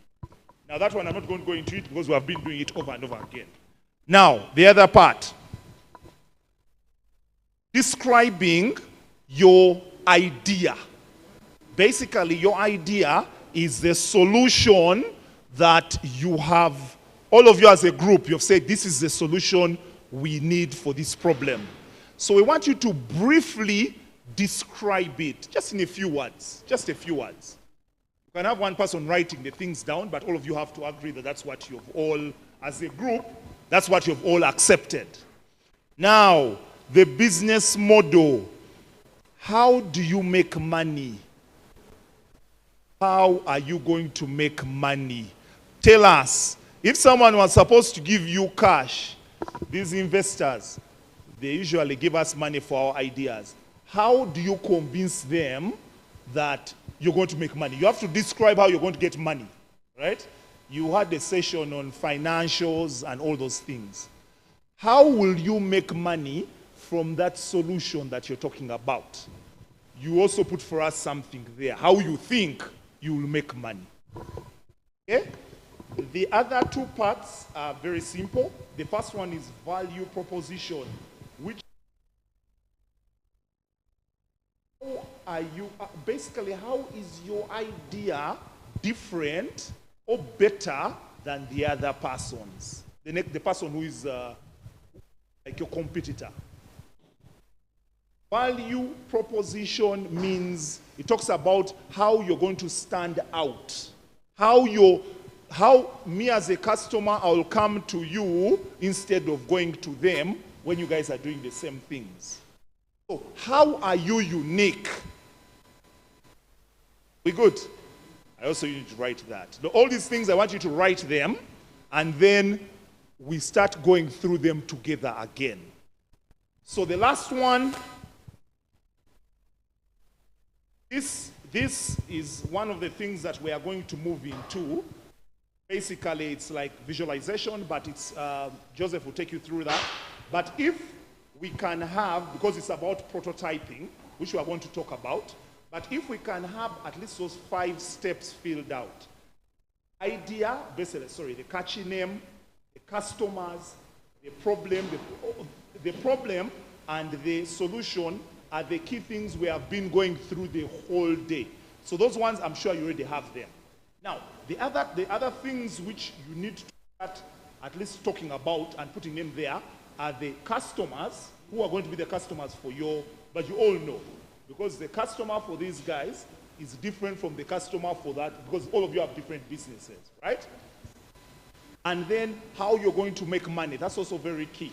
You have to tell us how you're going to make money from your idea. And then the value proposition. How is your idea unique? Why, if you're all making Rolexes, why do people go to Rolex Y instead of Rolex X? You know, so maybe Rolex Y has, the guy is putting in more tomatoes, more onions, better than Rolex, the other guy is making, so everyone is going here. So your idea, your solution should have something unique about it, and that is why people are coming to you. Okay? Are we good? Now that's the last thing I want us to do. When we finish that, we shall go for lunch. So just keep filling this form until you have all those things. One form for each group. Okay? So maybe that's about 5-10 minutes, and then we go for lunch. Because I'm sure most of the things you already have.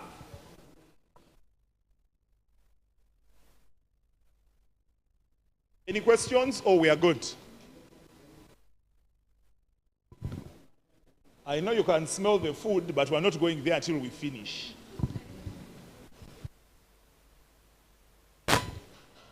And always remember, the key thing about your idea is the problem. Yes, please.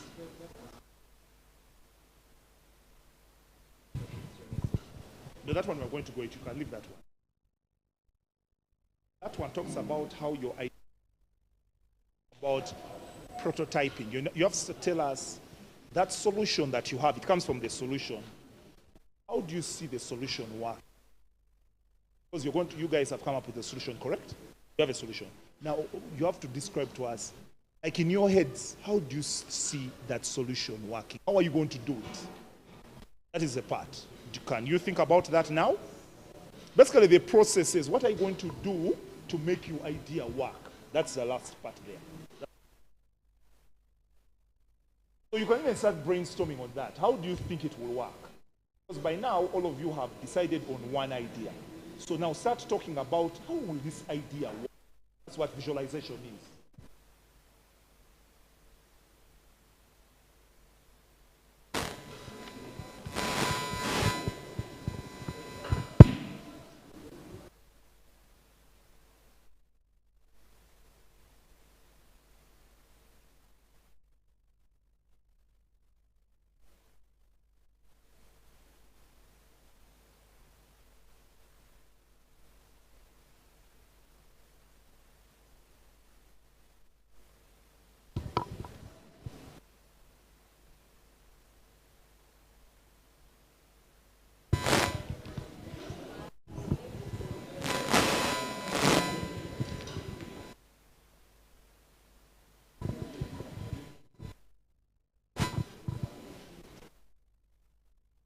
So on the last part, people are asking me about visualization. Visualization simply means, how do you think your idea is going to work? As a group, start thinking of, we have got a good idea, right? You guys have got a solution.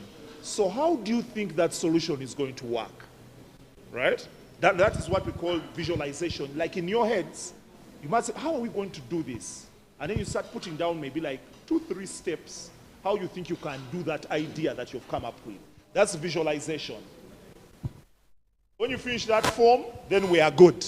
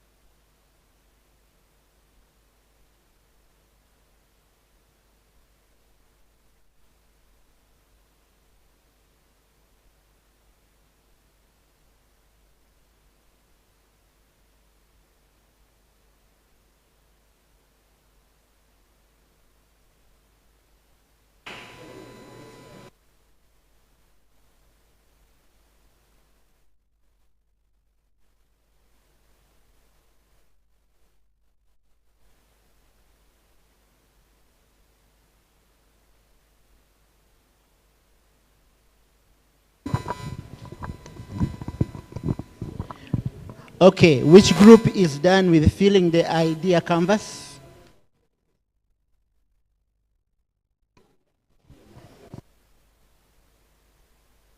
Which group?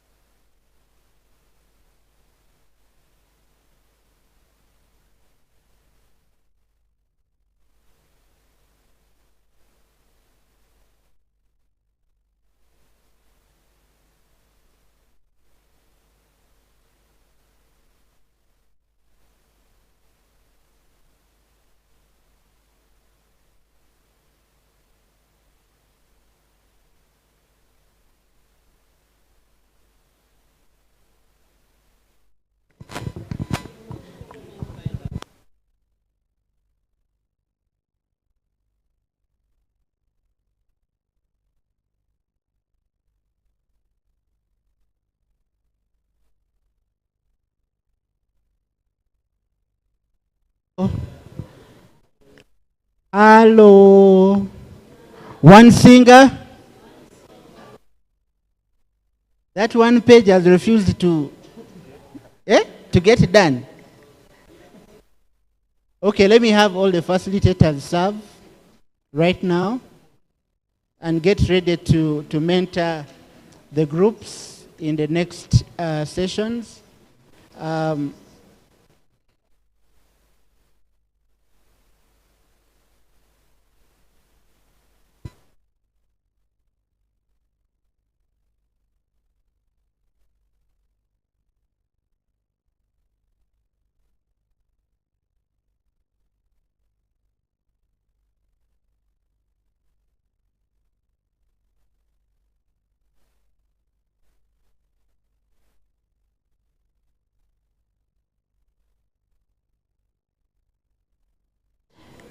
Mentors, and any other facilitators, kindly go get your lunch.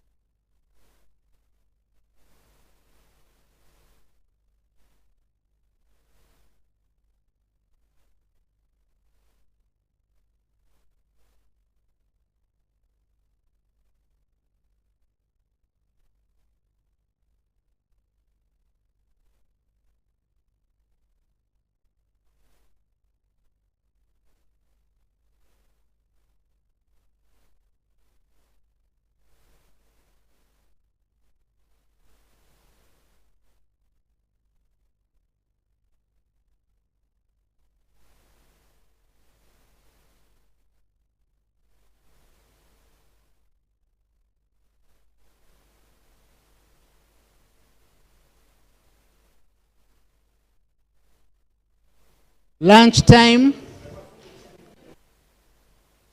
I want to encourage you to keep your energy. I want to encourage you to keep a positive attitude. As the day is ending, you're finding the idea canvas a little heavy, but we are going into for more tools that require more energy. Okay? So be prepared. Keep the faith.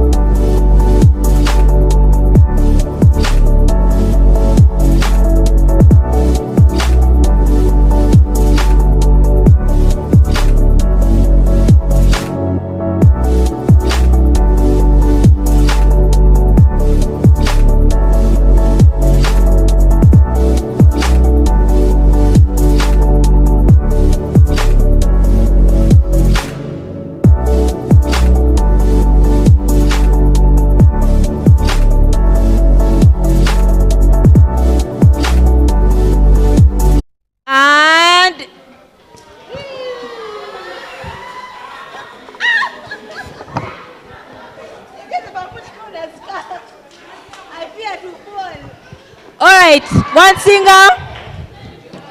One singer. Can we get back? Thank you, Dr. Sarah.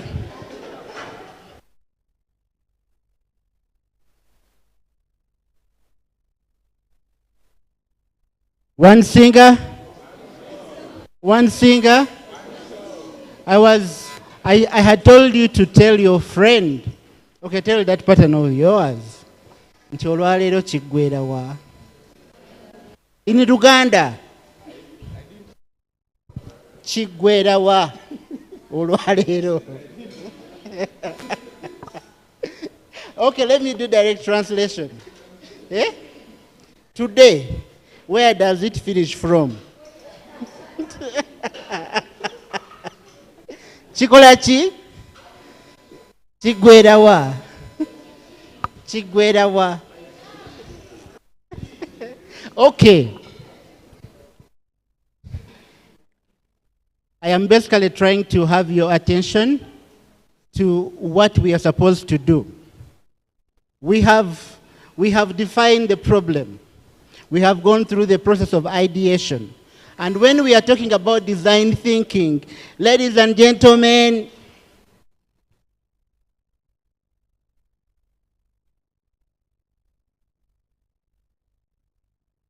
do I have your attention now?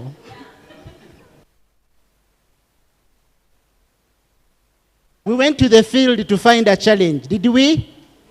Yes or no? When we got the challenge, we started the process of empathizing, right? Yesterday we started defining, which we have continued with this morning until a few hours ago. Okay? After every group got the clear problem statement, we started on ideation. Meaning on the design loop, we have been addressing stage number 3, which is ideation, okay? Now, olwaleero kigweramu prototyping.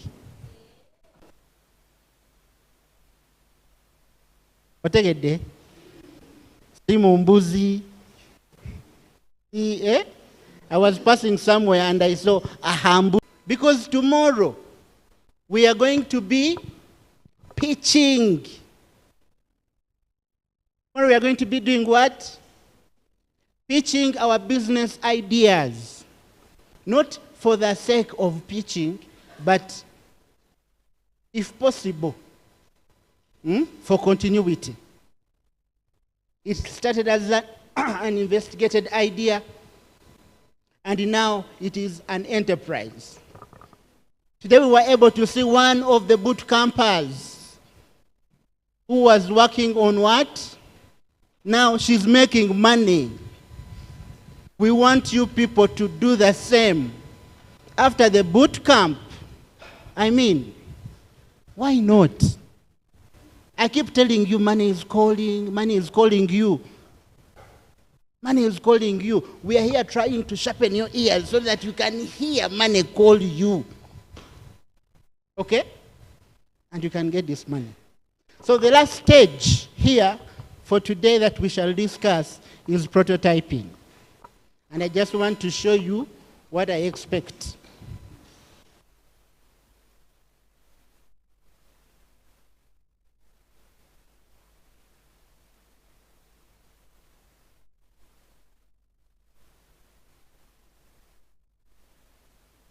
So right now our idea is full of assumptions and we need to test our assumptions.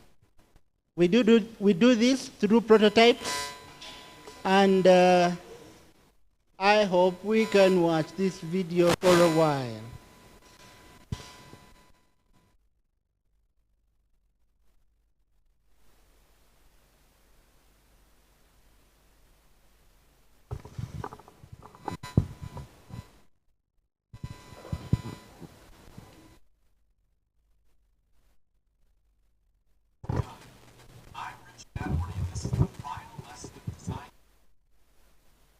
Now, let's talk about creating a prototype.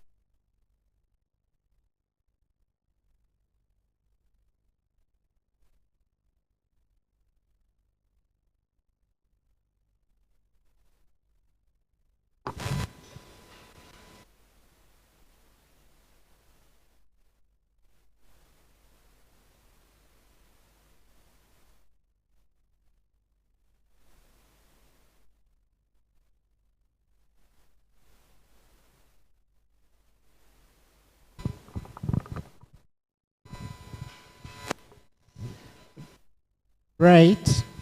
I'm going to request that you give me some more volume here so I can amplify below here.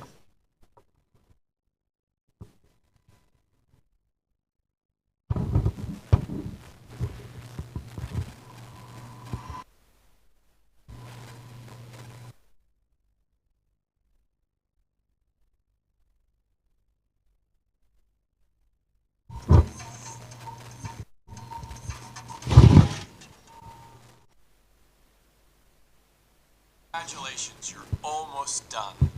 I'm Rich Nadwarny, and this is the final lesson of design-driven entrepreneurship. Now, let's talk about creating a prototype. One thing you haven't done yet is to create a prototype. Okay.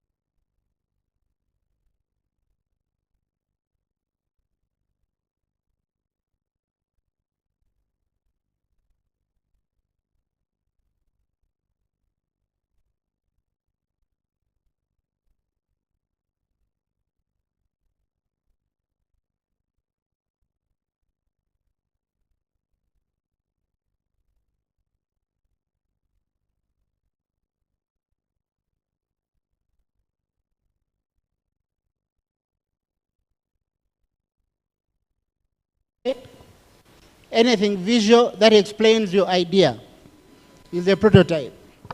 In the worst case scenario, those of you who are not able to develop for me the app that I need,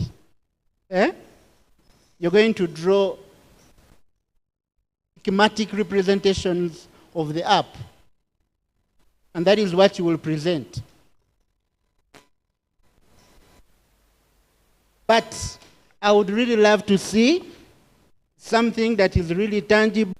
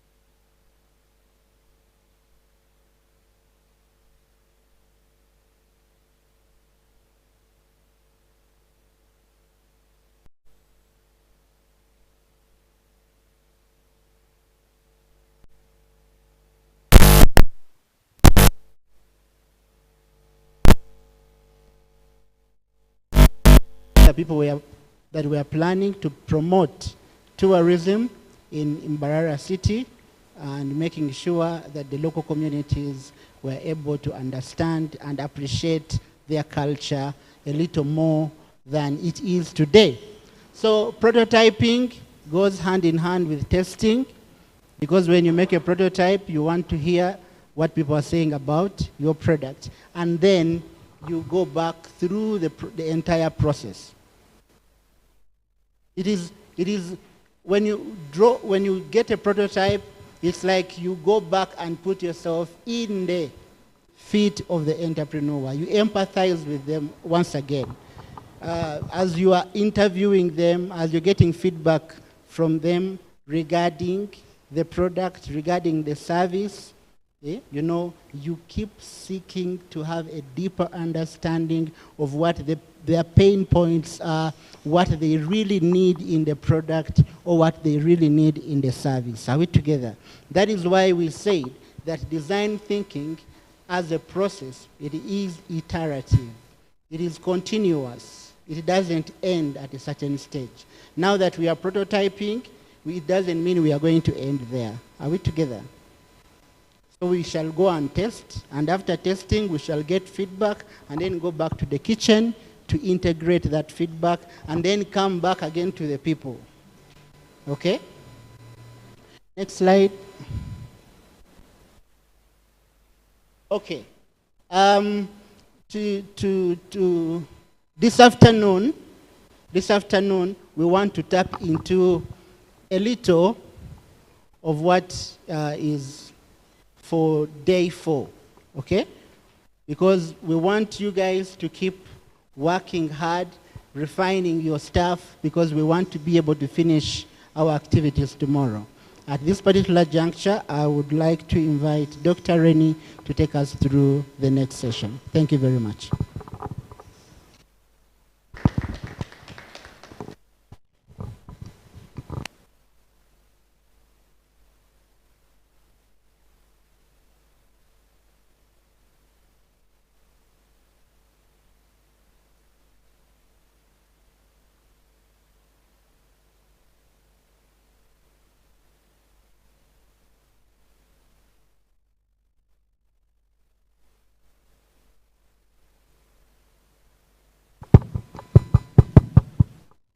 Okay.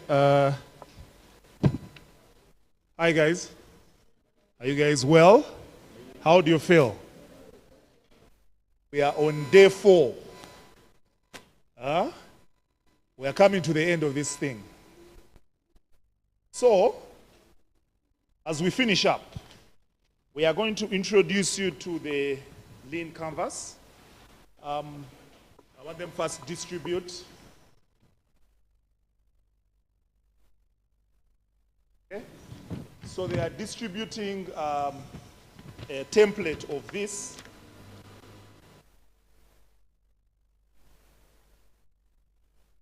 I'm going to talk about it. So at the end of this whole thing, we are going to expect you to pitch, okay? You're going to pitch your different ideas. You're going to follow a format that I am going to go through right now, okay? I want everyone to first get the template, and I shall start talking about each section of the template. All good?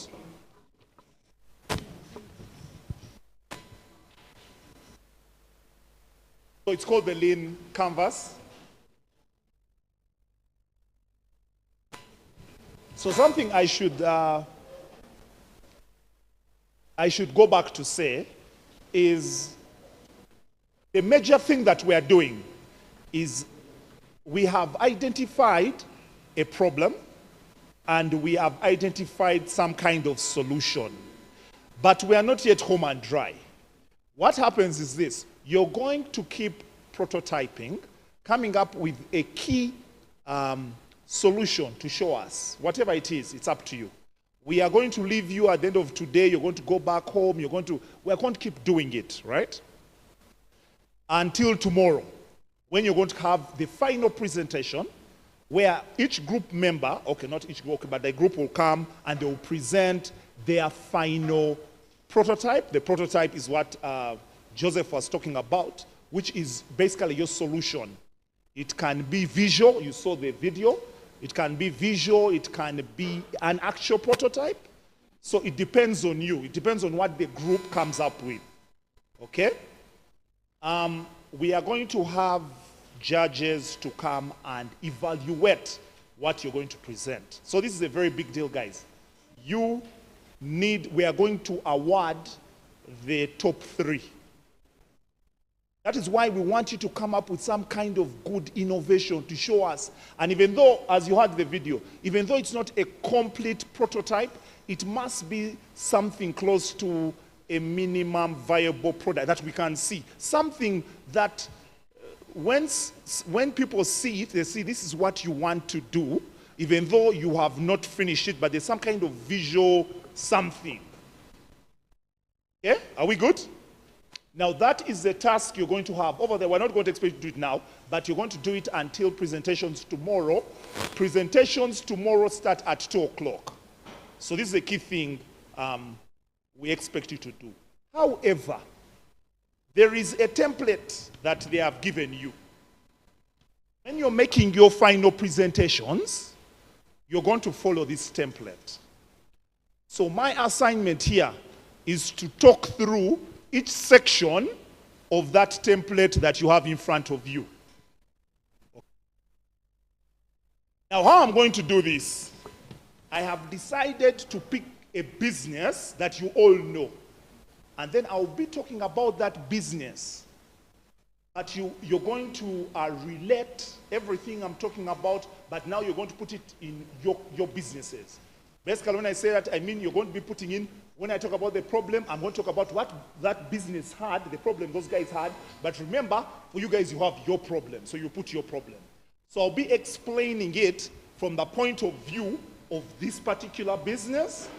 And then you can keep, now we have already done this, but we are going to keep refining. What we're trying to do here is refine to help you have a good presentation. We're good? Now, the lean canvas. The first key thing we start with is the customer segment. It is on the, I think, is it the right or the left side of your, have you seen it? The customer segment.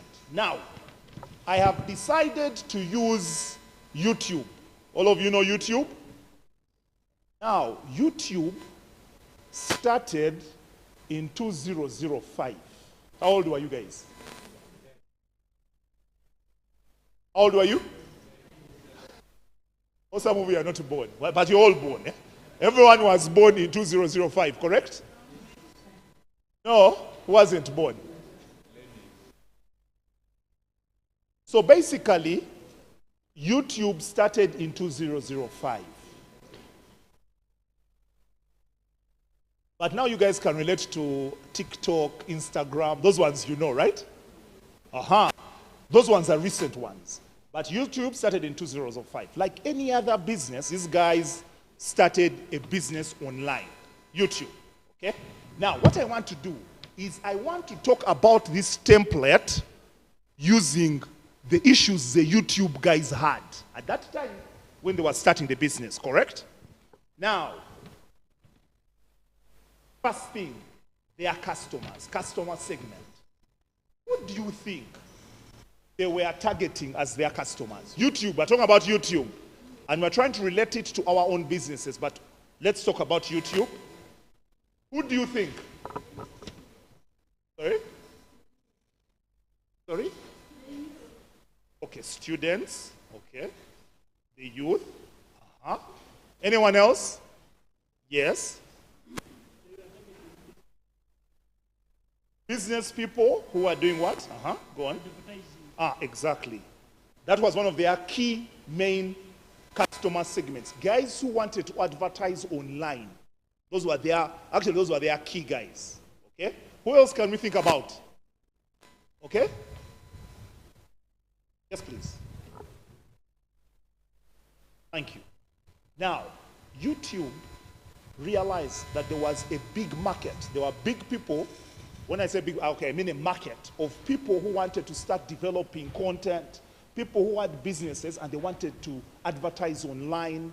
These are the things they started realizing, and they said, you know what, let's start this thing. But before you start, you have to think about the customers. So those were their customers. So even you guys, in the businesses that you want to do, you must identify the guys who are going to be your customers. Okay? Now that one I'm not going to tell you. That one you're going to do. Okay? But I'm explaining it using an example of what some people did in their business and they are flourishing today. Okay? We talk about early adopters. When you're starting the customer segment, you have to think through, who do you think are the first people who are going to jump on the platform? On whatever business you're going to do. You also have to think about that. We call those guys early adopters, the first users. And someone answered it here. Someone said university. Those guys, the first guys who started jumping on YouTube were university students. Basically, but most of them were university students in the US. So those guys who were in colleges in the US, they were getting their research. They were doing everything on YouTube. So we also need to understand, in your businesses that you're going to start, who do you think are the first guys who are going to jump on your business, who are going to buy your product? And that is what we're calling early adopters. Are we so far together? That is customer segment. We move. Any question, you let me know. The key thing we have been talking about, the problem. Now listen guys, before you go anywhere, before you start a business, there has to be a problem that you are solving. If that problem is not there, then your business is not going to be valid. No one is going to, because people are not going to care about it. So there has to be a problem out there that you are solving. Now, I'm not going to dwell too much on this because we have been talking about a problem and a solution. Because we wanted you guys to keep thinking about it, improving it. I'm hoping that's what you're doing, so I'm not going to talk about that. So that problem that we've been talking about, all of you now know your problem. You shall put it there. You can keep refining it all through the night, thinking about it. How can it be better? That is up to you. But that is your problem. Now we shall move to number 3, which is, here we put it as revenue streams, but I want to say that in one of the last ones. Let me go talk about the solution. The solution is a solution that you guys have come up with, right? You put stick.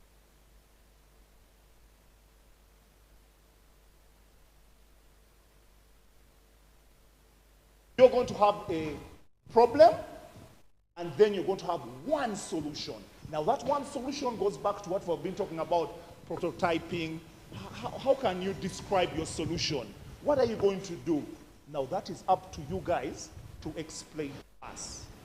We are going to wait tomorrow to listen to your solutions. But I'm just breaking down how you're going to present your work.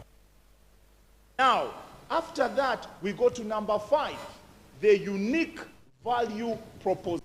But what do you think YouTube brought, which was different? Which made them unique? Which made them stand out? Anyone can think of anything? And you're actually using YouTube today. So that's what they did. What you guys are enjoying today. Yes?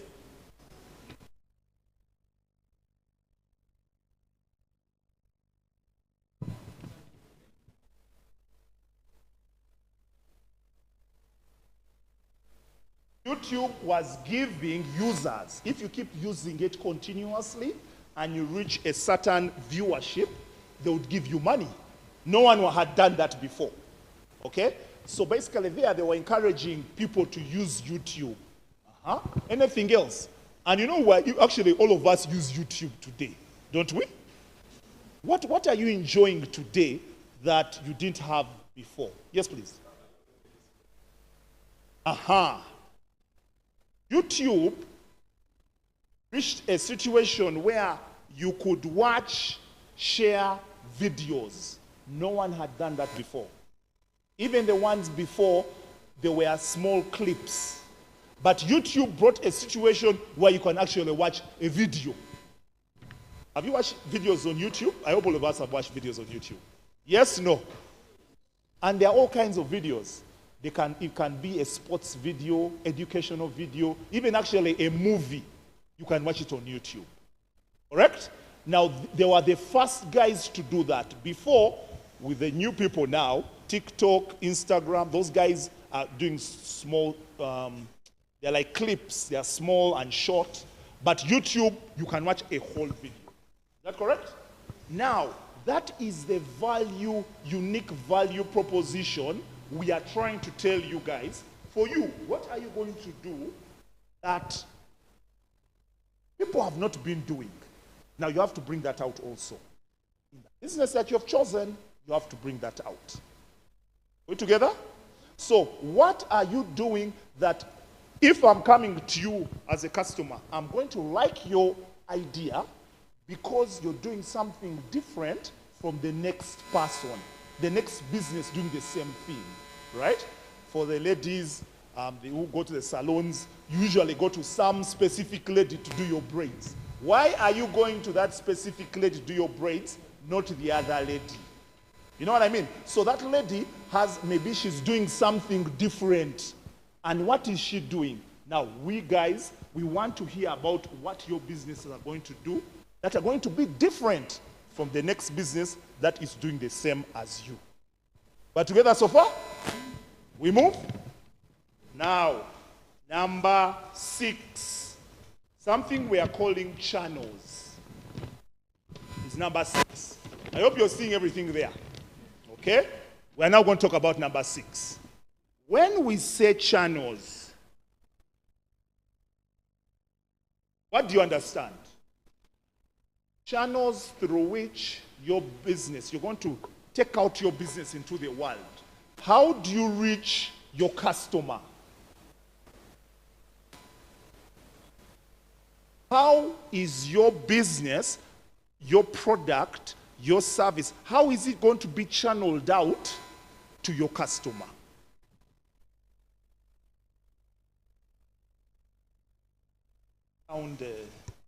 Is that hard? When we talk about channels, I'll give you an example. Your business can be a business through which you get to another customer through referrals. When I say referrals, do you guys understand? That is a channel. Referrals is a channel through which you can get another customer through a current customer. I'm just giving an example. Now, we want to hear from you. How do you think you're going to reach your customers? What channels are you going to use for that particular business of yours to get to another customer? Is that clear? Are we understanding? Yes, please.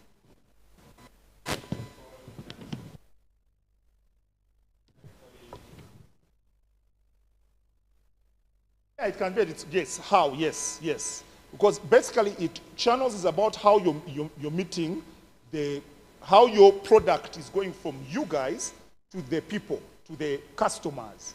What channels are you using to reach the customers? So that's another way of saying it. So now these are the things you have to think about.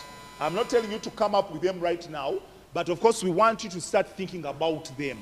About your particular businesses that you intend to start. Start thinking about them.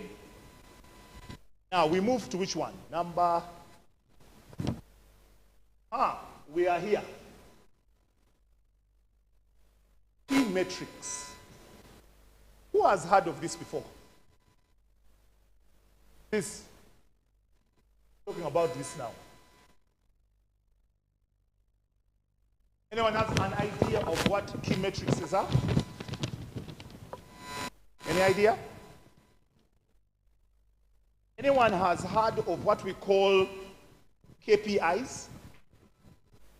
What are KPIs? Who can tell me what a KPI is? Yes, please.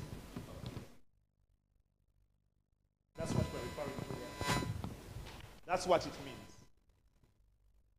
A key performance indicator is a statistic where you measure an organization's performance, right? How do we tell that your business is doing well or not? How can you show us your business is on the right, your performance is good? Basically, how do we know? We need to know through this template about your businesses. How will we tell? After 1 month, can we look at your sales volume? Can we look at your profitability? What are we going to tell that your business is making money? You have to tell us. Or you say that in the first month, we're expected to get such sales based on your estimation of, you did the financials. You did the financials, I think, on day 2? Did financials, correct? So key performance indicators is how you tell us how you're performing, right? We need to know that your business is going to perform. And you also need to tell us this through things like your sales volume, right? Now, for example, how YouTube could tell that their business is doing well is from the number of viewerships. When people go online and start viewing videos, they can tell that their performance, here, the key metrics, the number of videos that people are downloading, the number of videos people were uploading. When you just keep looking at those numbers, you can begin to understand that your business is working. Right? So, in the same breath, we want you to tell us how we shall know that you are doing well, how your performance, you have to tell us. So in your respective businesses that you hope to start, you will have to show us a way we can determine your performance, and that falls under this. Now, I have talked about this, I've talked about this. Is this thing here which I think I missed? Somewhere down there, existing alternatives. Why we bring up existing alternatives is because we need you to understand your competition. Okay? For you to get a good product, for you to get a good business idea, you need to understand the people who are already doing it. That makes sense? You'll never, if you do not benchmark on what someone else is doing, who is in your same line of business, you'll never understand how that business is supposed to run. So you're supposed to do research. You know how all these speakers, when they were saying someone was doing something similar to me, I decided to do it in another way. Now those are the things. So you need to know the alternative solutions, and that's what falls under here. Because guess what? You're not going to be the first one to do that kind of business. You can innovate something new, but there's someone who has done something close. You know what I mean? So we need you to research and find out guys who are doing something similar to what you intend to do. That is.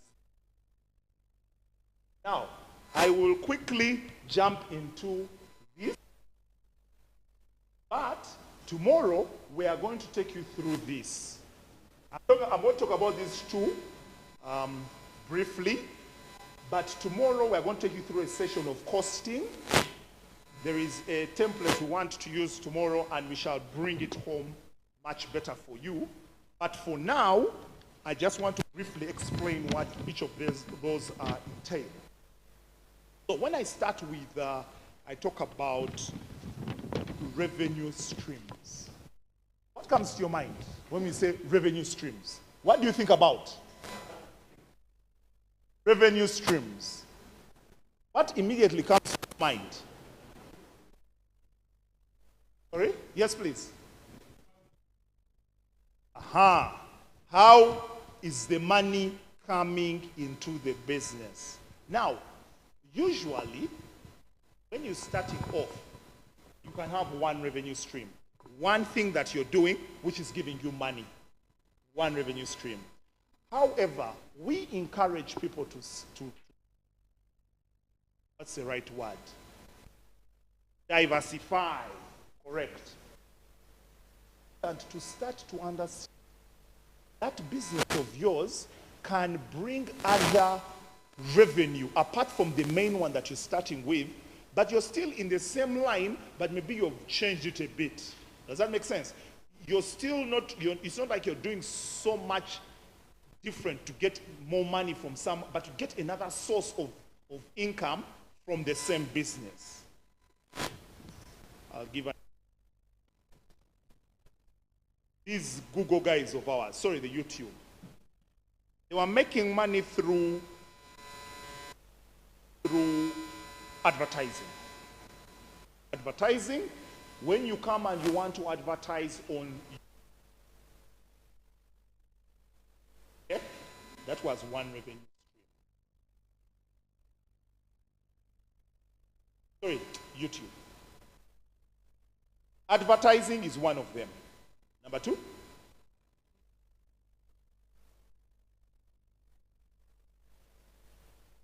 Exactly. When you go to the premium version, they charge you some money. But there is better content. If you go on the premium, people can see you more. So if you're advertising your products, like you have a product and you want to put it on YouTube, they'll say, there's a free one, but if you go on the premium one, you pay extra kinds of money and you can advertise. These are some of the ways they were making extra money from their business, which was YouTube. Okay? If you download some content, they were asking you, it was, I think, $0.05. It was so small, but when you keep adding up and get big numbers, that $0.50 becomes big money. You know what I mean? That's what they were doing. So, in the same breath, we need you guys to start to tell us, okay, you're doing, all of you have different kinds of businesses, but can you tell us other sources of revenue? Whether it's one, no, at least two or three, that you think you can generate from that business. Okay? And that is this part here. Cost structure, which is the last part here. Cost structure. When we talk about cost structure, what comes to your mind?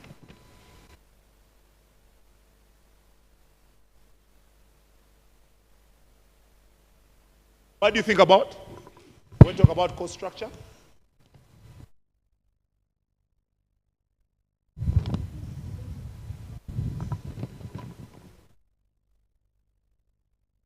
How much you invest in your business? Basically, looking at your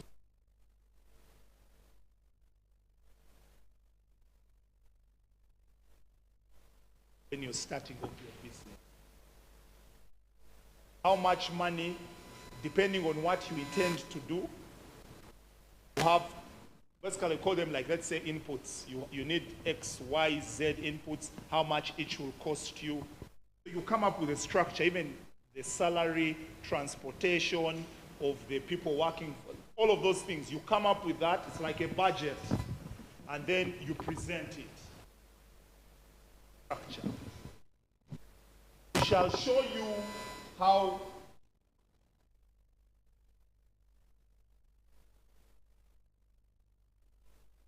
but why I have introduced this to you, because this is the last thing you're going to clearly highlight all these things and you're going to present to us. So you have to put bullet points and you have to pick someone who's going to talk about it. A person will like 3 minutes, 5 minutes to talk about everything. You're going to summarize what we have done this whole week. This whole week, you're going to summarize by telling us, first of all, your business name, your problem, your solution, and going through all those steps that you're seeing there. But briefly, we don't want you to talk because I won't give you limited time. And when we say stop, you stop. So, I think from now, we wanted you to start thinking about filling in this and getting all the answers for each business. That's my time. Hand over back to Joseph. Do you have any questions before I go, or we are good? Everyone has understood? Okay. Okay, let us stand up very fast, move outside, go for an energizer, and then we come back in and start working. Guys, stand up. Stand up. Right now, stand up.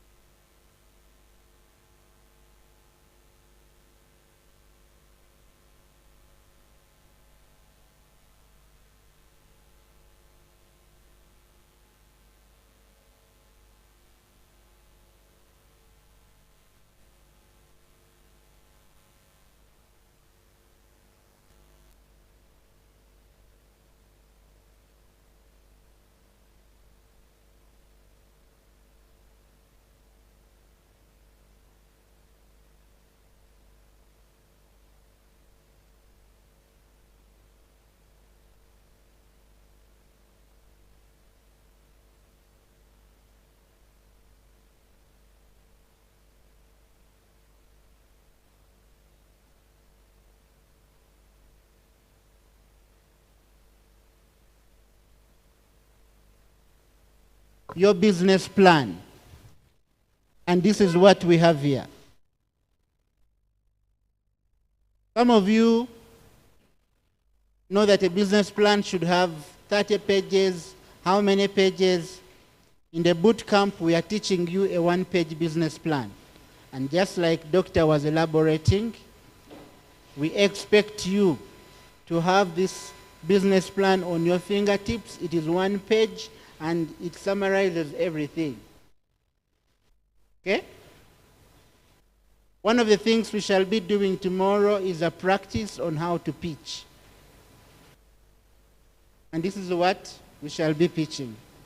So, without wasting any more time, I just want to make sure that every group has extra flip charts, and you're going to draw down that lean canvas, and you're starting to populate it right now. You have strictly 1 hour to do so. But I'm first going to give you 30 minutes. Okay? I'm first giving you how many minutes? So within 30 minutes, you should have populated that. And then I should come with my team and we review. Okay? And then we give you another 30 minutes to be able to refine based on the feedback we give you. Okay? Is that clear? You can start.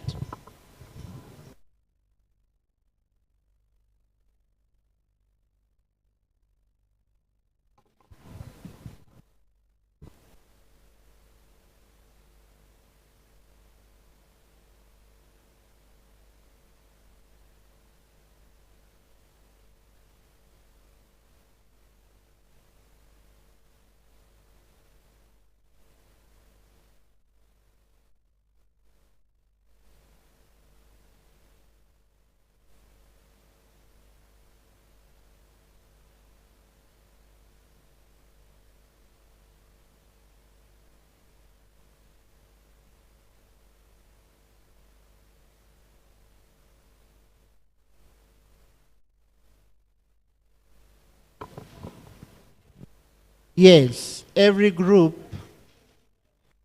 has a lean canvas tool, that one, okay? In the first 30 minutes, listen to me clearly. In the first 30 minutes, in your groups, use this small paper, okay? In the first 30 minutes, as you discuss and write your lean canvas, use this paper, okay? And then we shall transfer what is here on the flip charts later. I repeat, in the first 30 minutes, do what?